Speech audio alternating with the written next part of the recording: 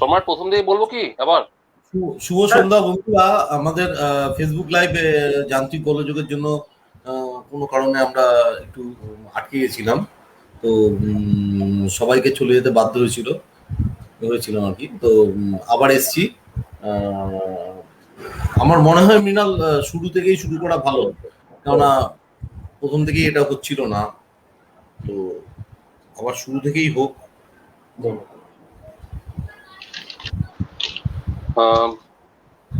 প্রথম থেকেই পুরোটাকে বোধহয় কাটেনি, কারণ আমি দেখছিলাম যে কিছুক্ষণ হয়তো একটা লাইভ চলেছে 4-5 মিনিট, অর্থাৎ সম্রাটের বক্তব্যের আগে পর্যন্ত লাইভটা কেটে গেছে। যাই হোক, আমরা আবার শুরু করেছি। যে আজকে হচ্ছে রাজ সিএসআর নিবেদিত মননে বসুন্ধরা, আজ হচ্ছে দ্বিতীয় পর্ব। আর এই দ্বিতীয় পর্বে আছে আমাদের সাথে উপস্থিত আছে হচ্ছে রিভার সাইক্লিস্ট সম্রাট মৌলিক। সম্রাট মৌলিক 2016-তে একটা কর্পোরেটের চাকরি ছেড়ে সে হচ্ছে নদী সংরক্ষণের জন্য ইতিমধ্যেই হচ্ছে 11,200 কিলোমিটার পথ পাড়ি দিয়েছে সাইকেলে। এবং তার এই এক্সপেডিশনটার মধ্যে রয়েছে হচ্ছে লাদাখ থেকে শুরু করে হচ্ছে কন্যাকুমারিকা পর্যন্ত। এবং ইতিমধ্যে বাংলাদেশের হচ্ছে 31টা জেলা হচ্ছে সম্রাট ভ্রমণ করে ফেলেছে সাইকেলে। তার এই দীর্ঘ যাত্রাপথ, এবং আমরা সম্রাটের কাছে জানতে চেয়েছিলাম যে যেখানে হচ্ছে একটা অর্থনৈতিক সুরক্ষা নিয়ে আমরা সবসময় ভাবি যে আমরা একটা সিকিউর লাইফ, সেই জায়গায় নিজের হচ্ছে চাকরি ছেড়ে এরকম একটা সিদ্ধান্ত সম্রাট নিয়েছে। সেটা তার পিছনে একটা মূল উদ্দেশ্য মানে সম্রাট কিভাবে অর্জন করেছিল সেই গল্পটাই সম্রাট বলে আবার। বলছি এক সেকেন্ড পাঠিয়ে দিচ্ছি। বলছি যে আমি একটা সেকেন্ড আমি শেয়ার করতে হবে। আমার এখন এখানে আমি বক্তব্য রাখছি, যা ওনারাই করবেন। আমি সম্রাট তুমি নিজে একবার শেয়ার করে নাও, ঠিক আছে? আমি ফেসবুকে শেয়ার করে নাও। জানি না কি করে আমি মানে ফেসবুকে গিয়ে আমি শেয়ার করব। তুমি এটা লিভ করবে না, বুঝলে? লিভ করবে না, এটা জাস্ট যেভাবে কেটে আসে ডিরেক্টলি কেটে ওখান থেকে তুমি ফেসবুকে আগে শেয়ার করবে।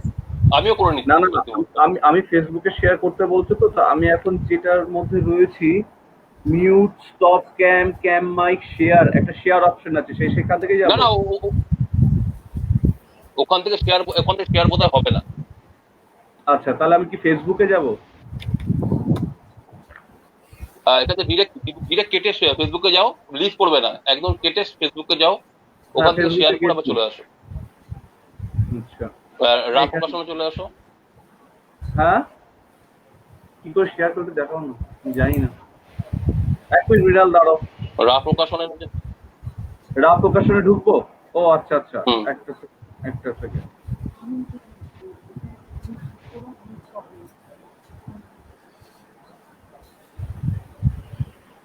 একটা সেকেন্ড করছি আমি। গেছি আমার ফেসবুকে, আসছে রা প্রকাশন। এই রা প্রকাশন থেকে এটাকে এক সেকেন্ড এসছে। এবার শেয়ার নাও করে নাও। পোস্টের জায়গায় শেয়ার নাও, তাই তো? এক মিনিট তাড়াতাড়ি করলে পারবো না, কারণ এটা স্পিড, ওয়াইফাই স্পিড কোনো কমে রয়েছে। একটা সেকেন্ড, ওয়াইফাই স্পিডের কোনো সমস্যা হচ্ছিল অ্যাকচুয়ালি। রা প্রকাশন ঢুকলাম, রা প্রকাশনে, ঠিক আছে। এই রা প্রকাশনে ঢুকেছি, দেখতে পাচ্ছি। এবার এখানে এবার লাইভটা দেখাচ্ছে। এবার এটাকে নিচে শেয়ার যে আছে সেই শেয়ারটা করবো, তাই তো? ওকে, এই যে শেয়ার। ওকে, আমি এগুলো খুব কম জানি। ওকে ওকে, না এখানে শেয়ার তো হচ্ছে না আমার। হ্যাঁ, শেয়ার হয়ে যাবে, কয়েক সেকেন্ডের মধ্যে শেয়ার হয়ে যাবে। তুমি চলে আসো লাইভে। ওকে, আমার এখানে শেয়ার হচ্ছে না। ঠিক আছে, আমি প্রিমিয়ারে, ঠিক আছে, শেয়ার অন্যরাও তো করছে, অসুবিধা নেই। আমার এখানে হচ্ছে না, তো না হোক, মানে কথাটা ইম্পর্টেন্ট। এবার শেয়ার বাটন অ্যাক্টিভ হয়েছে, শেয়ার নাও পাবলিক। ওকে, করে দিলাম আমি শেয়ার নাও পাবলিক। ওকে ওকে,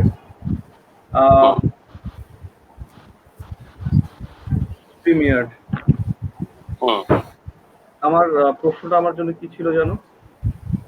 প্রশ্নটা ছিল যে একটা অর্থনৈতিক সুরক্ষা ছেড়ে মানে একটা সেখান থেকে তুমি এরকম একটা নোম্যাডিক লাইফ বেছে নিলে, আমি নোম্যাডিকই বলবো, হ্যাঁ, হুম। এই লাইফটা বেছে যে নিলে তার পিছনে মূল উদ্দেশ্য তো একটা রয়েছেই।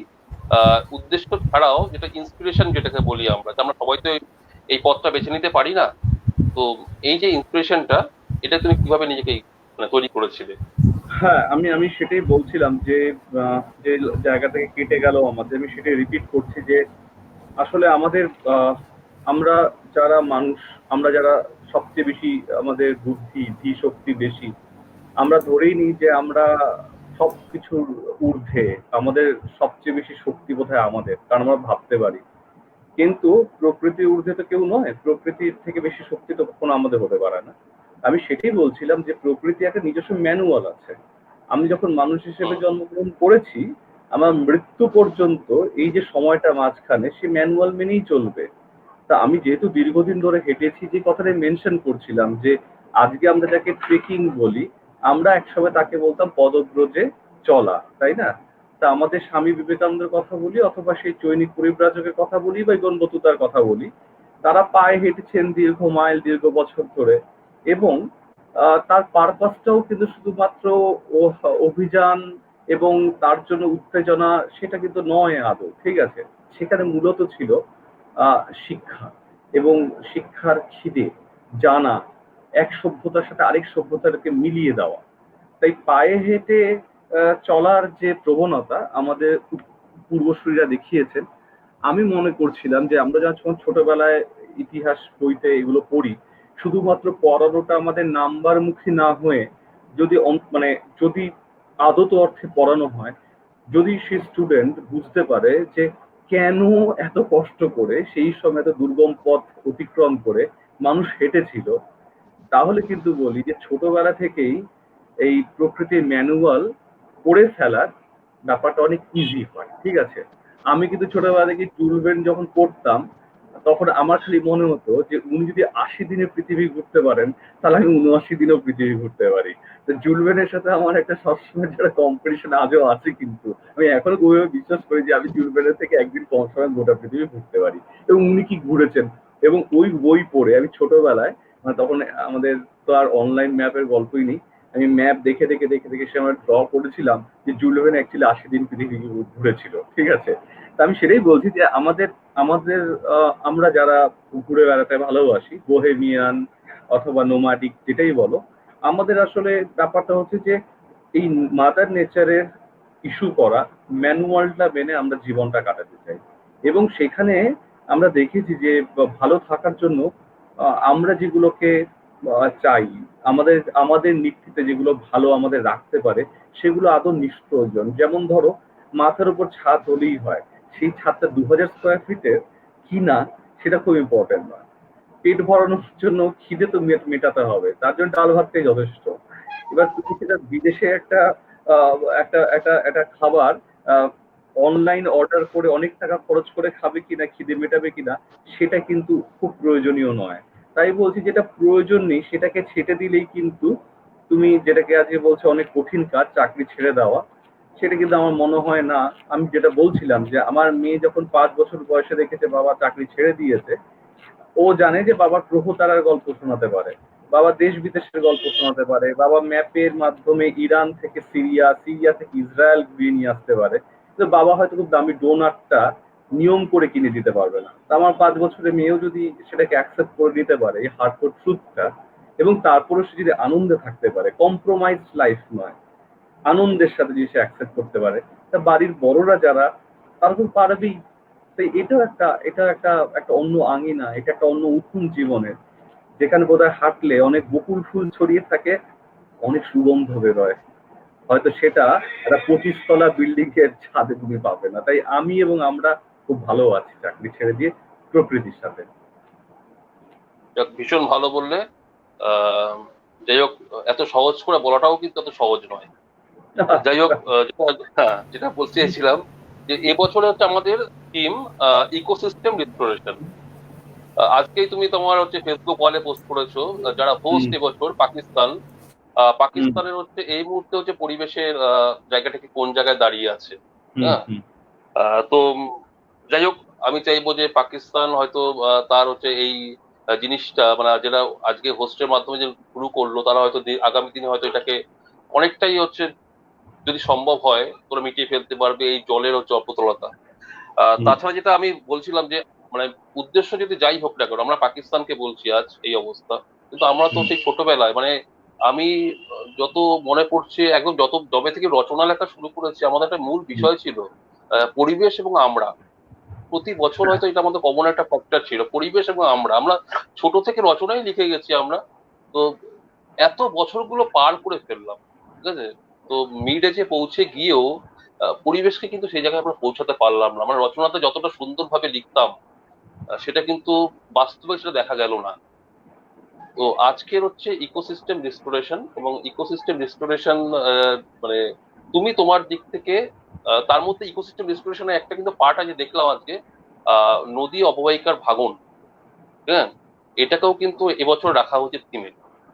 তুমি তোমার হচ্ছে প্রথম যে এক্সপিডিশনটা কভার করেছিলে লে টু হচ্ছে কন্যাকুমারিকা, এবং এই দীর্ঘ পথে তুমি 113টা, সম্ভবত 113টা, তাই কি? 113টা নদীকে তুমি রেখেছিলাম। 113, দ্বিতীয় অভিযান, সরি ওটা। 113টা নদীকে তুমি হচ্ছে মানে খুব সামনে থেকে দেখেছো। এবং কোথায় যেন একবার মনে হয়েছে তোমার একটা খুব কমন হচ্ছে একটা স্লোগান রয়েছে, স্লোগান ঠিক বলবো না, তোমার কমন একটা টার্মস রয়েছে যে নদীকে হচ্ছে পুজো করা বন্ধ হোক, মানে দেব দেবী বা হচ্ছে ভগবান ঈশ্বর হিসেবে দেখাটা বন্ধ হোক। হ্যাঁ, তো এইটা তোমার ভিউটা ঠিক কি? মানে তুমি 113টা নদীকে খুব কাছ থেকে দেখার পর তোমার কি মনে হয়েছে, মানে আমরা ঠিক কতটা মানে ওই ডেঞ্জারাস জোনে দাঁড়িয়ে আছে এই মুহূর্তে? ঠিক আছে, আমি তোমাকে এই উত্তরটা অবশ্যই দিচ্ছি। তার আগে দুটো কথা, তিনটে কথা, চারটে কথা বলতে হবে গৌরচন্দ্রিকা। সেটা হলো যে এই যে তুমি বললে না আমাদের রচনাটা আসতো আমরা লিখতাম, এবার ফার্স্ট বইও লিখতো আর লাস্ট বেঞ্চারও লিখতো, টপিক কিন্তু এক। হ্যাঁ, টিচার কোচিং এ 100 টাকার কোচিং এ আমাদের পড়েছি আমরা অনেকেই, যেখানে 40 জন 50 জন গাদাগাদি করে পড়ছি। ভালো স্কুলও আছে, সো কল্ড কোট আনকোট খারাপ স্কুল আছে, যদি আমি মনে করি না। তা সবাই লিখছে যে পরিবেশ ও আমরা, পরিবেশ ভাবনা, পরিবেশ কতটা বিপদে রয়েছে, টপিক এক। তো আমরা যারা ধরো 9-এর দশকে আমরা পাশ করেছি, 90-এর সময় 9-এর দশকে আমরা যা পাশ করেছি, 30 বছরে তো পৃথিবীর পরিবেশ উন্নতি হয়নি, বড় আরো অবনতি হয়েছে।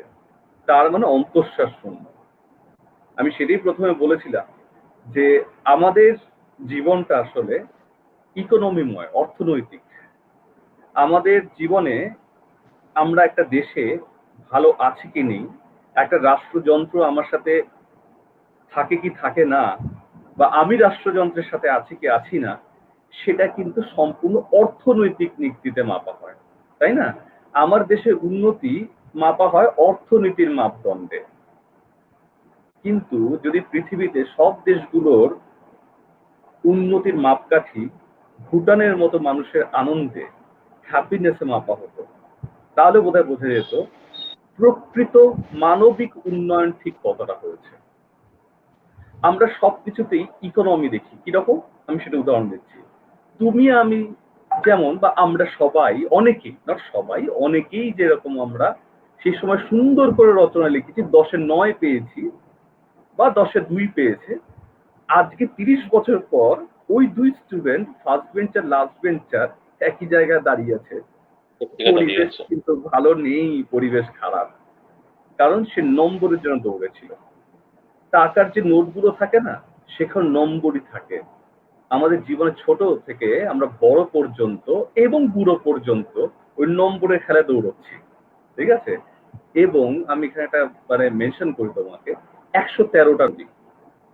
যদি তুমি হঠাৎ করে না কল্পনায় চোখ বন্ধ করে একটা হিজিবিজি আঁকো, তাহলে সেই 113টা নদী দিয়ে আলপনা আঁকা হবে।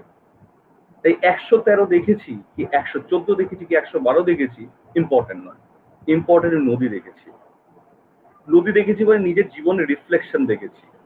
আমার জীবনের যেমন শুরু আছে, মানে আমার কৈশোর, তারপরে এসছে যৌবন, ধীরে ধীরে বার্ধক্য আসবে, নদীর জীবনও তাই।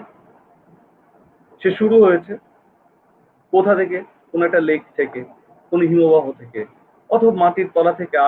খুব যেরকম আমাদের সোন নদ রয়েছে, নর্মদা নদী রয়েছে, মাটির ৩,৫০০ ফিট উপর থেকে, মৈকাল রেঞ্জ থেকে সে বেরিয়ে আসছে সেই জল। ঠিক আছে, সে যেখান থেকে শুরু হোক, তার উৎস থেকে বেরিয়ে এসছে। সে প্রথম সে জলপ্রবাহ, প্রথম সে চোখ বন্ধ ছিল, সে চোখটা খুললো, সে চোখ ফুটলো, সে বলো আহা এত সুন্দর পৃথিবী, এত সুন্দর আকাশ হয়। আচ্ছা আচ্ছা, আমাকে আমার সিনিয়র জলের ঢেউটা বলেছিল যে আকাশ থেকে বৃষ্টি নামে, সেই বৃষ্টিতেই আমি বড় হব। আমরা যেমন আমাদের সন্তানকে স্নেহে প্রতিপালন করি, সে বড় হয়, ওই ছোট্ট জলধারাটাও ঠিক বৃষ্টির সহায়তায়, তার স্নেহে, গাছের ছায়ায় সে বড় হতে শুরু করে।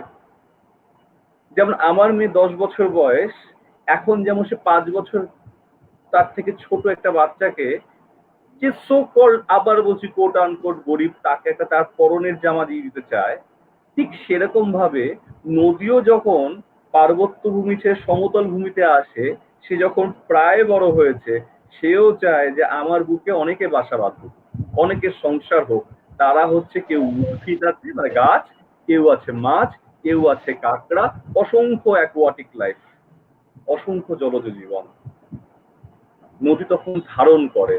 নদী তখন শুধু পাহাড়ের ওপর থেকে বা একটা লেকের থেকে ছুটতে ছুটতে বাচ্চাদের মতো লাফায় না, সে স্থিতদি হয়। আমরা হরিদ্বার ঋষিকেশের কথাই তো ভাবতে পারি, গঙ্গা স্থিতদি হচ্ছেন। এবং যখন শেষে তার বার্ধক্যের বারাণসী, সে বারাণসী পার করে সে যখন ধীরে ধীরে সাগরের দিকে এগোচ্ছে, সে এখন স্থিতদি, সে প্রজ্ঞায় ভর্তি, তার জীবনের প্রচুর প্রজ্ঞা, সে অনেক চওড়া হয়ে ছড়িয়ে গেছে। কেন? জল বেড়েছে বলে ছড়িয়ে যায়নি নদী, নদী বেড়েছে তার শরীরে অসংখ্য জীবন ধারণ করে রয়েছে। জলের মধ্যে একটা ছোট্ট শ্যাওলাও যেমন বেঁচে রয়েছে, ভারতবর্ষের গঙ্গার পাশে ৫৫ কোটি ভারতবাসী বেঁচে আছে। তাই সে চওড়া, তাই সে অনেক বদ্বীপ তৈরি করেছে। সে বলছে আমি চলে যাওয়ার আগে সন্তান রেখে গেলাম, যেটা সুন্দরবন। আমি গঙ্গার উদাহরণ দেব না, পৃথিবীতে অসংখ্য নদী, তাদের প্রত্যেক ডেল্টা অঞ্চল, বদ্বীপ অঞ্চলে একই কাজ সে করে যায়। তাই ১১৩ নদী বলি, ১১৪ নদী বলি, ২০০০ নদী বলি, নদীর সংখ্যা যাই হোক, নদী ক্যারেক্টারটা একই। মা যেমন কোটি কোটি মা আছে পৃথিবীতে, কিন্তু মা বলতে একটাই অনুভূতি আমরা বুঝি, বাবা বলতে একটাই অনুভূতি বুঝি, নদী বলতেও আমরা একটাই অনুভূতি বোঝা উচিত ছিল, কিন্তু আমরা বুঝিনি। বাচ্চাদের এনভায়রনমেন্টাল সায়েন্স পড়ানো হয়, ইভিএস। আমার মেয়েও ইভিএস পড়ে। গত ৩ বছর আগে আমার হাত থেকে প্রতিবেশী একটি ছেলে, সে মাধ্যমিকে খুবই ভালো রেজাল্ট করলো, দুর্দান্ত রেজাল্ট করলো। সে কিছু সাবজেক্ট আমার কাছে পড়েছিল, তার মধ্যে ইভিএস টাইপের না এনভায়রনমেন্টাল সায়েন্সের সাথে একটা কিছু ছিল বলতে, আমার এখন এক্স্যাক্টলি মনে নেই। সে আমার কাছে এসেছিল বোঝার জন্য। বাংলা সে ভালো জানে না, যদিও বাঙালি সে, ইত্যাদি যা হয়। আমি দেখছিলাম সেটাই যে ওর মা বাবা প্রতীকী অর্থে, সিম্বলিক, আমাদের মধ্যে সব মা বাবাই বেশি ইম্পর্টেন্স আমরা দেই হাই স্কোরিং সাবজেক্টে। কিরকম? বা ম্যাথসটা ভালো করে করিস। রিজন, ম্যাথস যদি ভালো করে করতে পারো, তুমি জয়েন্ট এন্ট্রান্সে ডেফিনেটলি ভালো রেজাল্ট করবে, তোমার কেরিয়ার ফিক্সড। কিন্তু এনভায়রনমেন্টাল ইঞ্জিনিয়ারিং বলেও তো কিছু আছে। আরে ভাই, সিভিল ইঞ্জিনিয়ার হতে হবে, মেকানিক্যালি হতে হবে, কম্পিউটার সফটওয়্যারই হার্ডওয়্যারই হতে হবে? কেন? পেনসিলভেনিয়াতে গিয়ে বসতে হবে এর জন্য? নর্থ আমেরিকা এনভায়রনমেন্টাল ইঞ্জিনিয়ারিং তো আছে। বাপ মা বলতে পারে না যে এনভায়রনমেন্টাল ইঞ্জিনিয়ারিংটা একবার করে দেখতো? চাকরির শেষ নেই, এত ডিমান্ড মার্কেটে, প্রফেশনালস নেই। আমাদের এনভায়রনমেন্টাল স্টাডিজ পড়ানো হয় একদম ছোটবেলা থেকে। এখন অন্তত সিবিএসসি আইসিএসসি ক্ষেত্রে আমি জানি না, সিবিএসসি ক্ষেত্রে আমি দেখতে পাচ্ছি। কিন্তু বাচ্চাদের কাছে কি সত্যি পরিবেশের অনুভূতিটা পৌঁছচ্ছে? তারা কি সত্যি বুঝতে পারছে?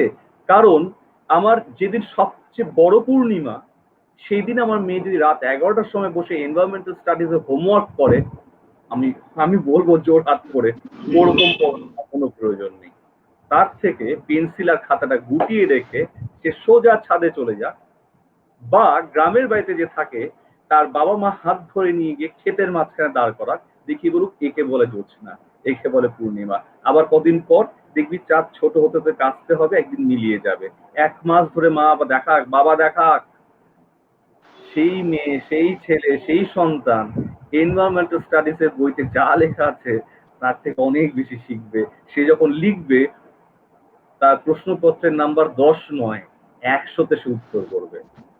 আমার তাই মনে হয় যে আমরা কোথাও ফেলিয়ার, আমরা কোথাও কানেক্ট করতে পারিনি। আমাদের লাইফটা ইকোনমি অ্যান্ড ক্যারিয়ার সেটাই সম্পৃক্ত। 113খানা নদীর দেখার পর, মানে ওপর থেকে নিচ নামা, এবং গঙ্গার শুরু থেকে পদ্মা মেঘনা হয়ে যাওয়া, এবং বর্ষার সময় বাংলাদেশে 21টা জেলা, পরবর্তী ক্ষেত্রে 5টা রাজ্য ভারতবর্ষের, সেই সময় সেপ্টেম্বর মাস, বৃষ্টি এবং অতিরিক্ত জল মোকাবিলা করতে হয়েছে বারবার। সবগুলো দেখেই বলছি, প্রতিটা জায়গায় বারবার বলি, ব্যক্তিগত আড্ডায় বলি, লাইভ সেশনে বলতে পারি, ইন্টারভিউতে বলতে পারি, কন্টেম্পোরারি মিডিয়ায়, সিচুয়েশনটা ভয়ঙ্কর। কতটা ভয়ঙ্কর আমরা খুব ভাবতেই পারছি না। আমি যদি একটা উদাহরণ দিই তাহলে বোধ হয়, ওই যে মোমবাতি দেখি যেমন সূর্য কল্পনা করা যায় না, ঠিক সেরকম বলছি। আমি যদি একটা উদাহরণ দিই তাহলে তোমরা হয়তো বুঝতে পারবে। করোনা তো খুব ভয়ঙ্কর, প্যান্ডেমিক তো, হ্যাঁ, এরকম 10খানা করোনাকে আমরা যদি কাল্পনিক অর্থে একসাথে করে দিতে পারি, যতটা ভয় আজকে তুমি এই মুহূর্তে পাবে তার থেকে বোধহয় বেশি, অনেক বেশি গুণ অবস্থা খারাপ আমাদের গোটা পৃথিবীতে। আমি বলছি কতটা বিপদ সেটা বোঝার জন্য, সেটা কল্পনা করার জন্য যে শক্তিটা আমাদের প্রয়োজন সেটুকু আমাদের নেই। তার রিজন একটাই, আমরা সবকিছুর ইমিডিয়েট সলিউশন খুঁজি। কিরকম? করোনা ভাইরাস হয়েছে, ইমিউনিটি বাড়াতে হবে, তাই তুমি এখন থেকে প্রোটিন খাওয়া শুরু করো। তোমার করোনা ভাইরাসে এফেক্টেড না হতে চাও, ইমিউনিটি বাড়াতে চাও, এখন থেকে ভিটামিন এ থেকে জেড ওষুধ খেতে শুরু করো। আমাদের এই মুহূর্তে ভ্যাকসিন দরকার, সে ভ্যাকসিন সত্যি অর্থে প্রত্যেকটা স্টেপ পার করেছে কিনা আমার জানার দরকার নেই, কারণ আমার ইমিডিয়েট সলিউশন চাই। আমি বলছি না করোনা ভ্যাকসিন নেবেন না, আমি সেটা বলছি না। আমি করোনা ভ্যাকসিনেশনের বিরুদ্ধে নই বা করোনা মেডিকেশনের বিরুদ্ধে নই, কারণ আমি আজকে করোনার জাস্ট 29 নম্বর দিন আমি উঠে দাঁড়াতে পেরেছি, কথা বলতে পারছি, আমি সেটার এগেনস্টে নই। কিন্তু আমি বলছি যে আমরা আজকাল খুব তাড়াতাড়ি সলিউশন খুঁজি, যে সলিউশনটা ভিজিবল, যে সলিউশনটাকে কিনতে পারা যায়। ইভেন আমরা ডাক্তারের সার্ভিসটাকে কিনি। আমরা যে প্রায় কথাটা বলি যে আমি যে ডাক্তার দেখিয়েছি সে কলকাতা বা XYZ শহরের বা অমুক হসপিটালের সবচেয়ে বড় ডাক্তার, আমাদের সবচেয়ে বড়, সবচেয়ে দামি, সবচেয়ে ভালো, এই শব্দগুলো আবার বলছি অর্থনৈতিক শ্লাঘার থেকে আসে। আমরা ডাক্তারের সার্ভিসটাকে কিনতে চাই, আমরা ওষুধটাকে কিনি কারণ আমরা ইমিডিয়েট সলিউশন চাই বলে। জলের সমস্যায় কিন্তু ইমিডিয়েট সলিউশন বলে কিচ্ছু হবে না, কারণ সমস্যাটা একদিনে হয়নি, এই সমস্যাটা একদিন চলেও যাবে না। এখন মুশকিল হলো এই ডিসকাশন গুলো শুনতে খুব ভালো লাগে, কিরকম হাইলি ইন্সপায়ার্ড হয় মানুষ, যে সত্যি আমি আবার কিছু করেই ফেলবো আজকে লাইভ সেশনের পর।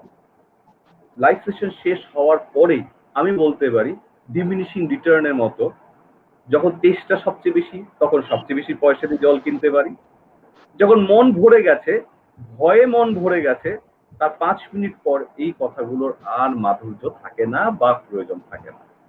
আমাদের উচিত রাষ্ট্রযন্ত্রের মাধ্যমে, পারিবারিকভাবে এবং সামাজিকভাবে প্রতিদিন এর প্রয়োজনীয়তা যেন আমরা অনুভব করতে পারি, এবং সেটা অর্থনৈতিক বা নাম্বারের দৌড়ের প্রতিযোগিতায় নয়। যেমন প্রতি বছর ঝড় হবে, বাঁধ ভাঙবে, লোকে বানভাসী হবে, আমরা আমাদের পুরনো জামা কাপড় রেখেই দেব, আমরা ভ্যাকসিনেটেড কিনা জানি না, আমরা তাদের কাছে গিয়ে যাব ত্রাণ দিতে। ত্রাণ দেব, কত বড় শব্দ বলতো। ত্রাণ সেই দিতে পারে যে ত্রাতা। তুমি ত্রাতা হলে কবে ভাই? আমি কবে বললাম ত্রাতা? পৃথিবী এখানে, সিরিয়াতে যুদ্ধ হচ্ছে, দক্ষিণ সুদানে যুদ্ধ হচ্ছে, লিবিয়াতে অবস্থা অত্যন্ত খারাপ। সানা বলে একটা ক্যাপিটাল আছে, একটা খুব সুন্দর দেশ ছিল, আজ বিভৎস অবস্থা গালফ কান্ট্রি। সেইখানে আমরা ত্রাণ দিতে যাই। কে আমরা? ত্রাতা তিনি, যিনি সৃষ্টি করেছেন। নদী প্লাবন ডাকবে, নদী প্লাবন ডাকবে, নদীর দুপাশে প্লাবন ভূমিতে নদীর জল উঠে আসবে। একটা সময় নদীর জল আবার নদী খাতে ফিরে যাবে এবং নদী রেখে যাবে উর্বর মৃত্তিকা, মাটি, যে মাটিতে যা পুতব সোনা ফলবে। সেরকমই তো কথা ছিল শস্য শ্যামলা বাংলাদেশে, অখণ্ড বাংলাদেশে, আজকে পশ্চিমবঙ্গ। কই আজকে পরিবর্তন হয়ে গেল তো? হচ্ছে না তো। কেন হচ্ছে না? আর শুধু কেন পশ্চিমবঙ্গ, গুজরাটের পাশে নর্মদা নদীও তো রয়েছে, যে গুজরাটের মধ্যে দিয়ে যায়।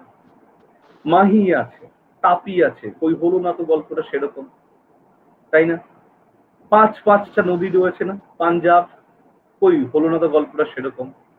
সাংপো চায়না থেকে নেমেছে, সেই নদী আসলো অরুণাচলের নাম নিয়ে ঢুকলো অন্য কিছু সিয়াং, সেখান থেকে আসলো ব্রহ্মপুত্র, সেই ব্রহ্মপুত্র আবার ঢুকছে বাংলাদেশের নাম নিল যমুনা, তারপরে মিশে গিয়ে মেঘনা হয়ে সমুদ্রে গেল।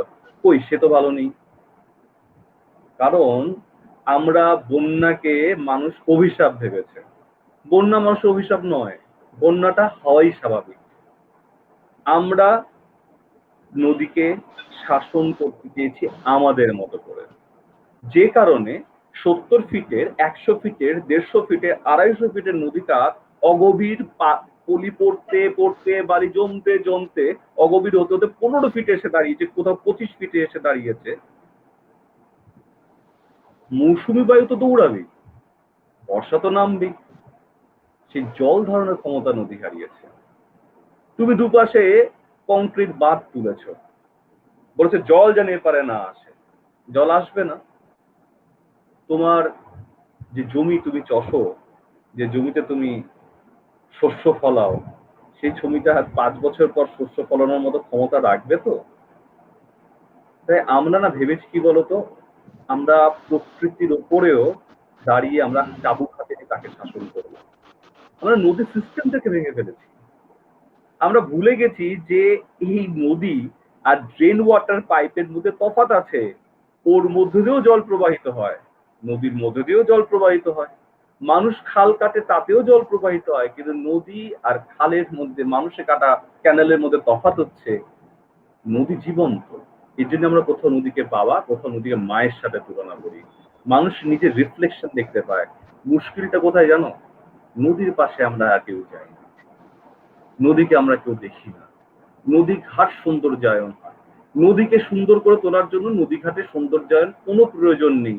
তুমি এক গাদা গাছের চারা অনিয়মিতভাবে লাগিয়ে দাও, স্থানীয় কোনো গাছ, কিছুটা গ্যাপ দিয়ে, আজ 2টো, কাল 5টা, কাল 6টা, একটু বিজ্ঞান ভিত্তিক ভাবে তুমি দেখো নদী 5 বছর পর সেই নদীর থেকে তুমি চোখ ফেরাতে পারবে না।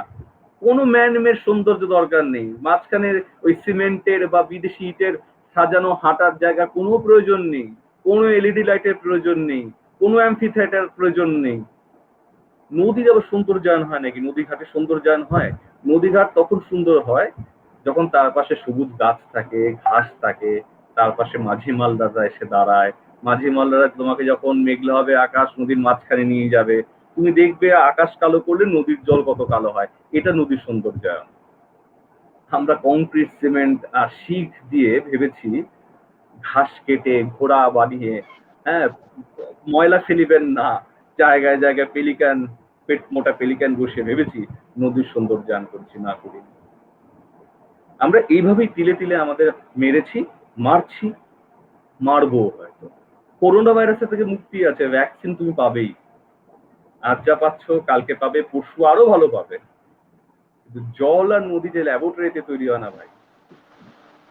2030 সাল থেকে যখন মানুষ টের পাবে, বিশেষ করে আমাদের দেশে, যে কি ভয়ঙ্কর অবস্থা, যখন মানুষ লুকোবে, হ্যাঁ, তুমি আমার বাড়িতে আসবে, আমি তোমায় খাবার দেবো, কিন্তু একটু জল, আর না গো জল নেই, আনতে গেছে, এটা বলবো আমি, আছে আমি তোমায় দেবো না, কারণ তোমাকে দিলে আমার মেয়েকে দিতে পারবো না। এই দিনটা আসছে, মনে হতে পারে কষ্ট কল্পনা, মনে হতেই পারে, কিন্তু আমি তোমাকে এনশিওর করছি, তোমাদের সবাইকে এনশিওর করছি, আপনাদের সবাইকে এনশিওর, যারা শুনছেন, এটা আসছে, এটা গল্প কথা নয়, আপনি ভয় পাবেন, তার সাথে জল শেয়ার করবেন না।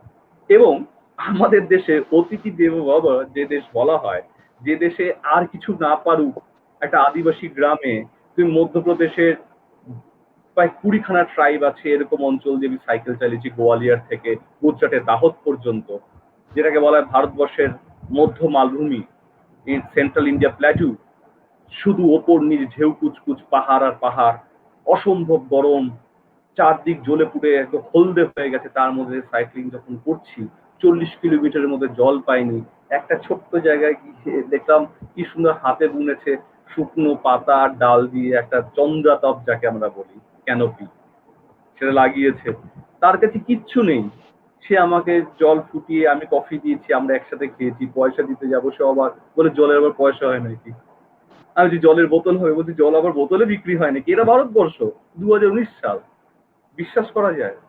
আর আমরা সলিউশন, ইমিডিয়েট সলিউশন খুঁজি, জল নেই, জল তৃষ্ণা, জল চেষ্টা পেয়েছে, যাও না, 1000টা কোম্পানি আছে, আমরা আবার নিয়ে বলি এটা মিনারেলস আছে তো ঠিক মতো, আমাদের দেশের 84% মানুষের বাড়িতে পানীয় জলটুকু পৌঁছয়নি। আমরা যারা শহরে থাকি, আমরা যে প্রিভিলেজড বাই বার্থ, আমার মতো আমরা প্রিভিলেজ, আমরা জলের বোতলটা কেনার সময় বলি মিনারেলটা ঠিক আছে তো। দিল্লি এয়ারপোর্টে গিয়ে পৌঁছেছি, সাইক্লিং করছি, মাঝখানে আমার ওয়াইফ আমার মেয়ে দেখা করতে এসেছিল, এবং ঠান্ডা -40 ডিগ্রি জামা কাপড় নিয়ে যাচ্ছে, এবার কম ঠান্ডার জিনিসপত্র আমাকে পৌঁছে দিয়েছে, কারণ আমি তো এবার দিল্লি থেকে এবার নামবো কন্যাকুমারী যাওয়ার প্ল্যান তো শ্রীলঙ্কা। এয়ারপোর্টে পৌঁছে গেছি, দিল্লি এয়ারপোর্টে কতবার গেছি, কতবার এসে তো খেয়াল করিনি, তো ওদের জন্য জলের বোতল দরকার, আমি দেখলাম 60 টাকায় 500 ml, একটি খুব বিখ্যাত কোম্পানি, যে কোম্পানির ব্র্যান্ড আমি বলছি না, সেই সেই গ্রুপ কোম্পানিতে আমিও চাকরি করতাম লাস্ট, হ্যাঁ, তাদের খুব বিখ্যাত একটা বিরাট একটা মাউন্টেন রেঞ্জের নামে দেওয়া তাদের জলের বোতল, তার দাম 60 রুপিস, 2019। আমি খালি ভাবছিলাম কেন এয়ারপোর্টে আমরা যারা আসি তারা কি 10 টাকার জলের বোতল কিনতে পারি না নাকি, আমাদের 60 টাকা, মানে কত স্বাস্থ্যের প্রতি খেয়াল রেখেছে ভাবো। এই অর্থনৈতিক অসাম্য, দিল্লি এয়ারপোর্টে যেই আসবে তাকে 60 টাকা দামে 500 ml জল কিনতে হবে, অর্থাৎ 1 লিটার কিনলে 120 টাকা, যেখানে ওদের একটা বিজ্ঞাপন আছে, হুম, ওদের একটা বিজ্ঞাপন আছে, পাহাড়ের কোল বেয়ে হচ্ছে মানে ওই জলটাকে ওরা দেয়। হ্যাঁ মানছি, স্প্রিং ওয়াটার, কিন্তু যে ড্রাইভার ভদ্রলোক সাহেবকে নিতে এসছে আর ভুল করে জল নিয়ে আসেনি, আধ ঘন্টা দাঁড়িয়েছে প্ল্যাকার্ড ধরে, সাহেব আসবে, তার গলা শুকোচ্ছে, সে 60 টাকা দিয়ে 500 ml জল কিনবে না, কারণ সে অর্থনৈতিকভাবে অ্যাফ্লুয়েন্ট নয়, সে জল খেতে পারে। যে দেশে অতিথি দেব বলা হতো, যে দেশ আর কিছু না পারুক, ঘর খুলে অন্তত এক ঘটি, একটা এক মুঠো বলবো তোমাকে জল দিতে পারতো, সেই দেশে এখন আমরা জলের অধিকার হারিয়েছি, সেই দেশে 84% মানুষের বাড়িতে জল পৌঁছয়নি, সেই দেশে 50% নদী মৃত অথবা মৃত প্রায়।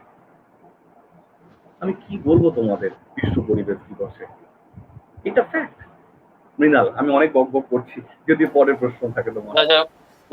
প্রশ্ন না, আমার এখানে আমার সম্রাটের কিছু জিজ্ঞাসা আছে, প্রশ্ন ঠিক আজকে প্রশ্নের মতো জায়গাতে আমরা নেই, এটা একটা আলোচনা, এর কোনো প্রশ্ন হয় না, ইনফ্যাক্ট এর কোনো উত্তরও নেই, মানে তোমার কাছ থেকে আমি শুনলাম, তুমি একটা অত্যন্ত কঠিন বিষয় বলে দিলে যে 30টা করোনা একসাথে যে এফেক্ট আসছে তার থেকেও বেশি, মানে একটা ভয়াবহতার ছবি তুমি দেখালে, তাতে করে এর সলিউশন যদি আমি বলি তুমি সলিউশন দাও, এটা অত্যন্ত বোকা বোকা প্রশ্ন হয়ে যাবে, মানে এর সলিউশনটা এত সোজা নয়।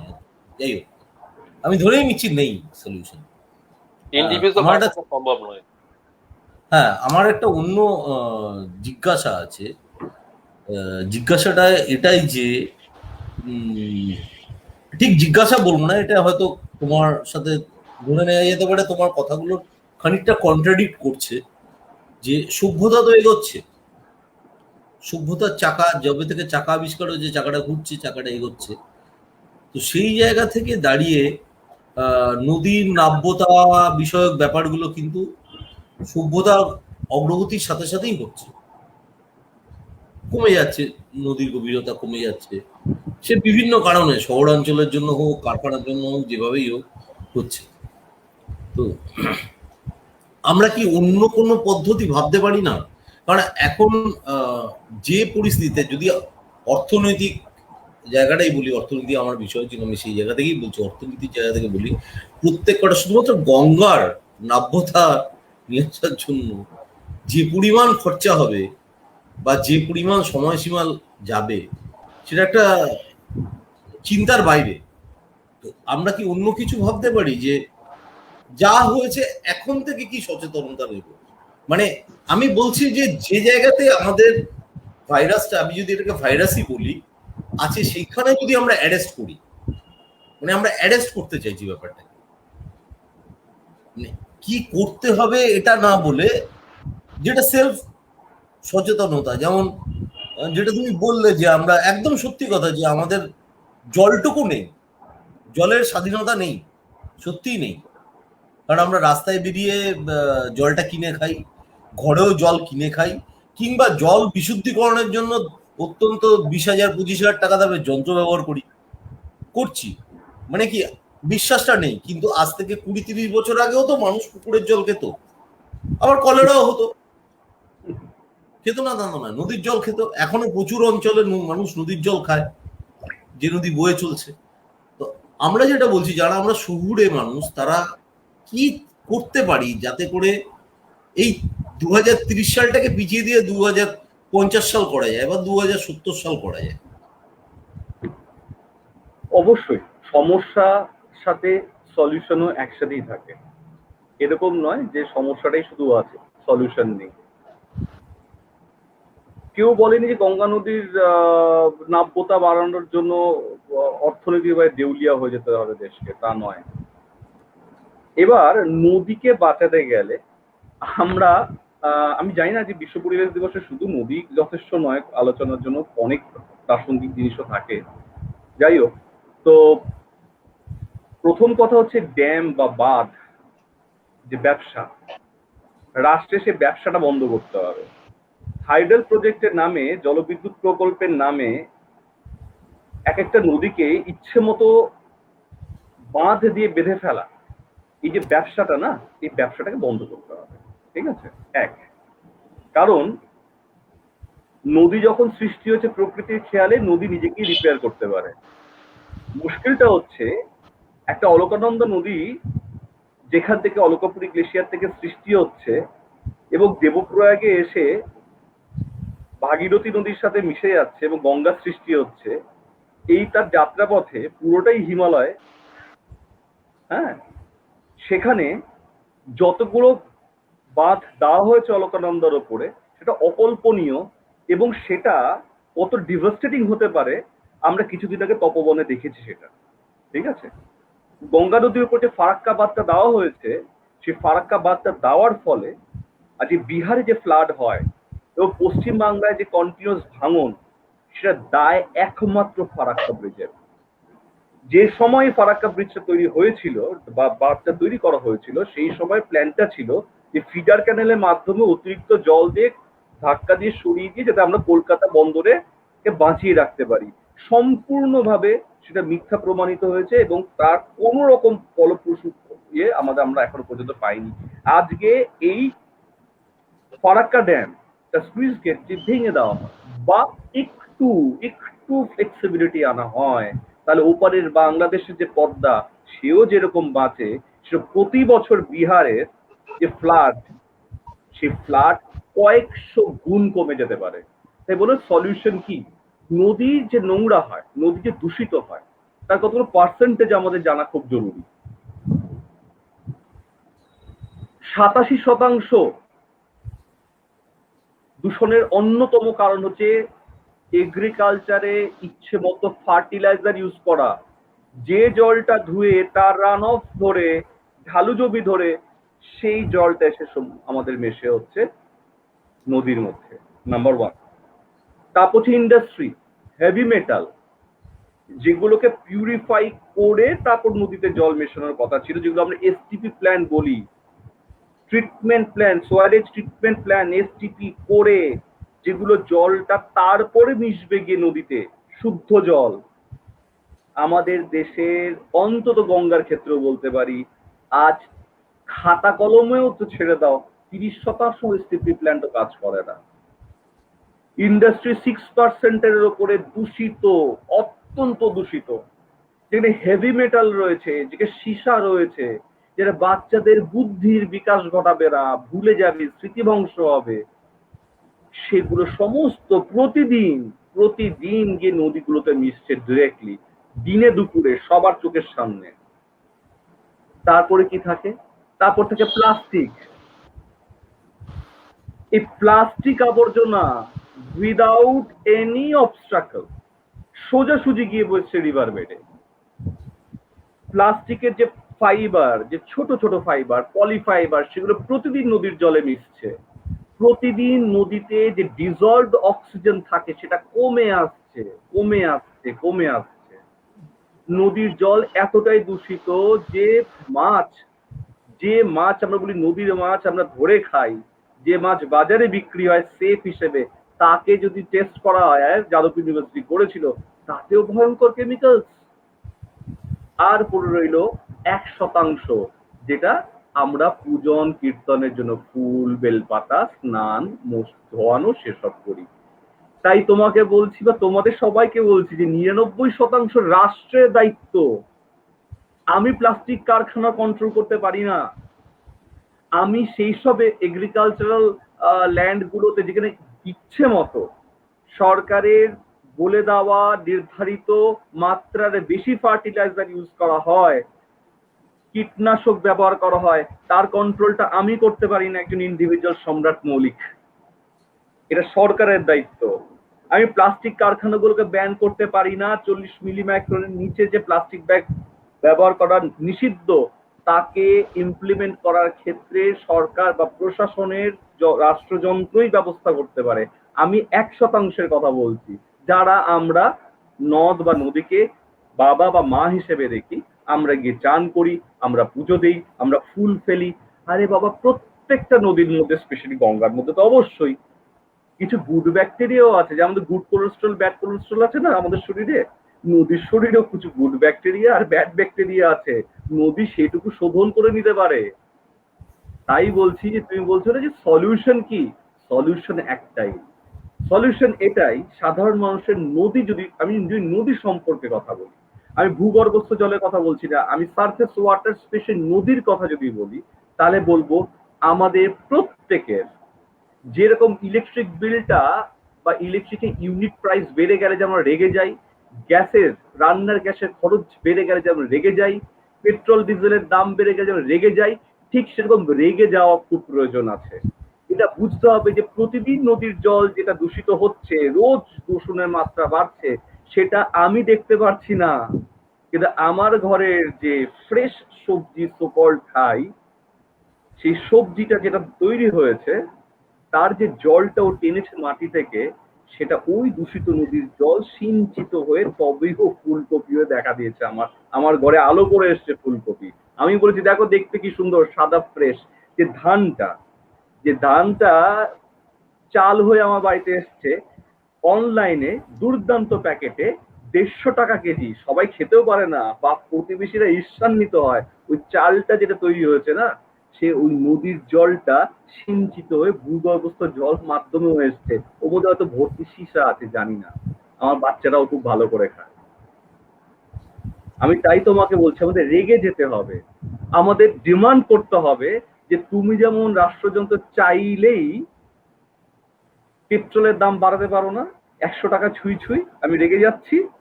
আমার রাগটা পার্লামেন্টের সামনে গিয়ে করতে হয় না, কিন্তু আমার ঘরের মধ্যে আমি রাগটা দেখাই। কি করে যেন পার্লামেন্টের মানুষগুলো তারা টের পায় জনগণ রাগ করছে, কারণ এটা অর্থনৈতিক পকেটে টান পড়া। আর আমার যে প্রাণে টান পড়ছে, আমার প্রজন্মের পর প্রজন্ম যে টান পড়ছে, সেটা আমরা বুঝি না, তো তাই আমরা রাগ করি না।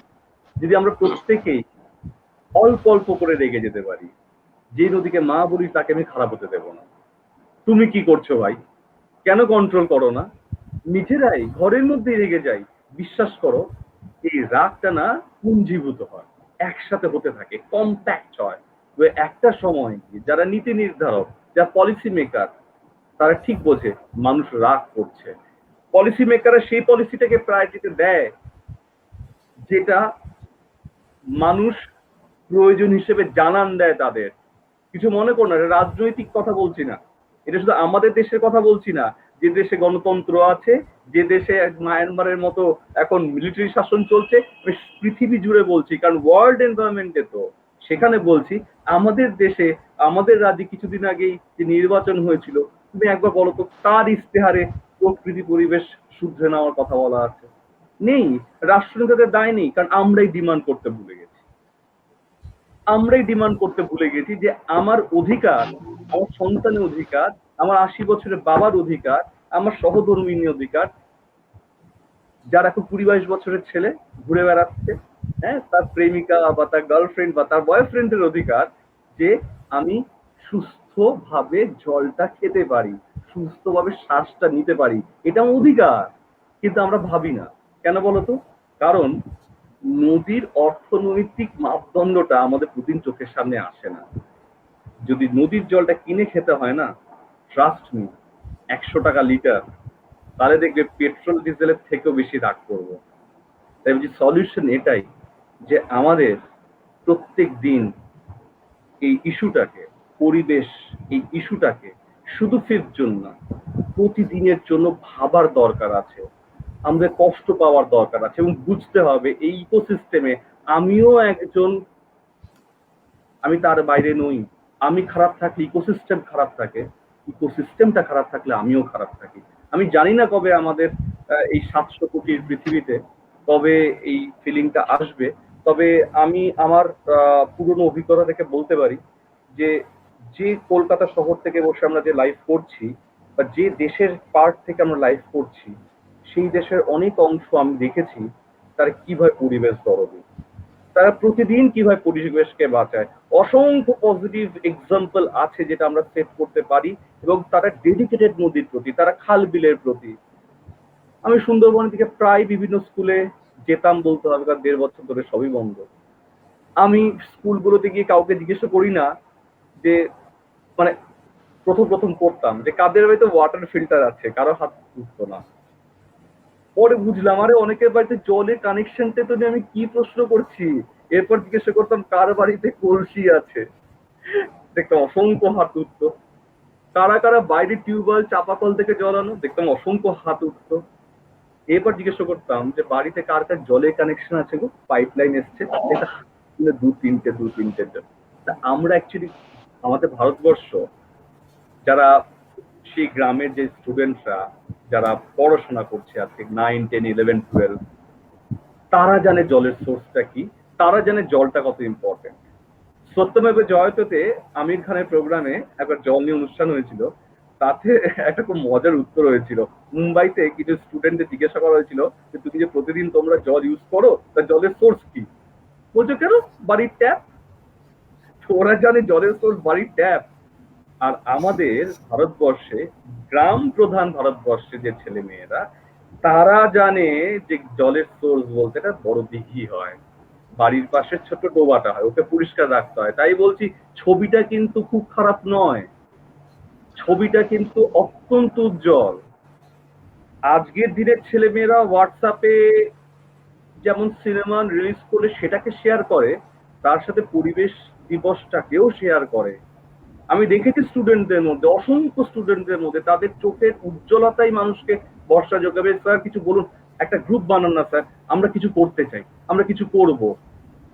আমি তো চাই যে আমাকে গিয়ে কলকাতার যখন স্কুলে আমার প্রোগ্রাম বা কোনো কলেজে প্রোগ্রাম করি, তফাৎ এটাই আমার ইচ্ছে করে সেই সব গন্ড গ্রামের ছেলে মেয়েদের নিয়ে আসা, যে আজকে আমি স্পিকার নই, এরা স্পিকার, এদের কাছ থেকে শোনো জল কি করে ভালো রাখতে হয়। কারণ এটা প্রতিদিন লড়াই নয়, এটা প্রতিদিনের জীবনে বেঁচে থাকার অংশ। আর লড়াই করছে আমরা মুষ্টিমেয় যারা সবচেয়ে বেশি ফেসিলিটি ভোগ করি শহরে থেকে, আমরা নাগরিক, আমাদের কাছে সব রয়েছে, শুধু যেটা নেই সেটা হচ্ছে বাস্তবের মাটিতে দাঁড়িয়ে প্রকৃতির জন্য মায়া মমতা দেখানো, তার জন্য কাজ করা। কিন্তু এটাই শান্তি যে গ্রাম প্রধান ভারতবর্ষ তো পুরোটাই খারাপ নয়, শুধু রাষ্ট্রযন্ত্রের এবার সময় এসছে পলিসিটা ওইভাবে তৈরি করা। শোনো, প্যারিস কনভেনশনে গিয়ে না ওই ক্লাইমেট চেঞ্জে আসলে পুরস্কার নিয়ে আসলেই আমার দেশের শীতের সময় দিল্লি আর কলকাতার আকাশ বাতাস দূষণের থেকে বেরোতে পারে না। যদিও একটা পজিটিভ নিউজ দিই, নাসা দেখলো পৃথিবীতে দুটো দেশ অদ্ভুতভাবে গ্রিনারি বাড়িয়েছে। দুটো দেশের নাম কি জানো? একটা হচ্ছে চায়না, একটা হচ্ছে ইন্ডিয়া। তার মানে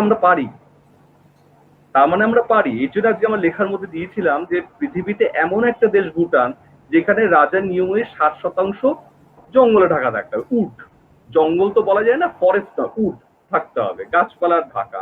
71% ওই দেশটাতে, কার্বন নেগেটিভ দেশ।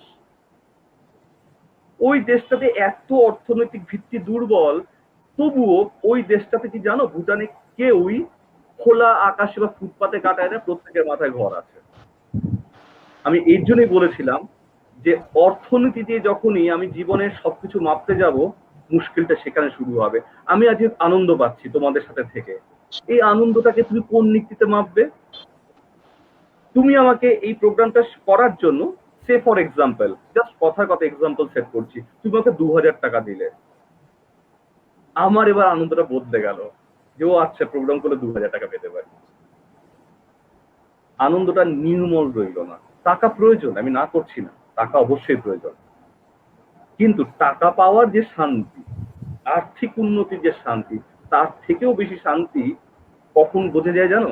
যখন মানুষটা থুরথুরে বুড়ো বা বুড়ি হয়ে যায়, জীবনের শেষ দিনগুলো কাউন্ট করছে, তখন সে ভাবছে, আহারে আমি যদি সেই সময় গোমুখী যাত্রা করতাম তাহলে গঙ্গার উৎসটা দেখতে পারতাম।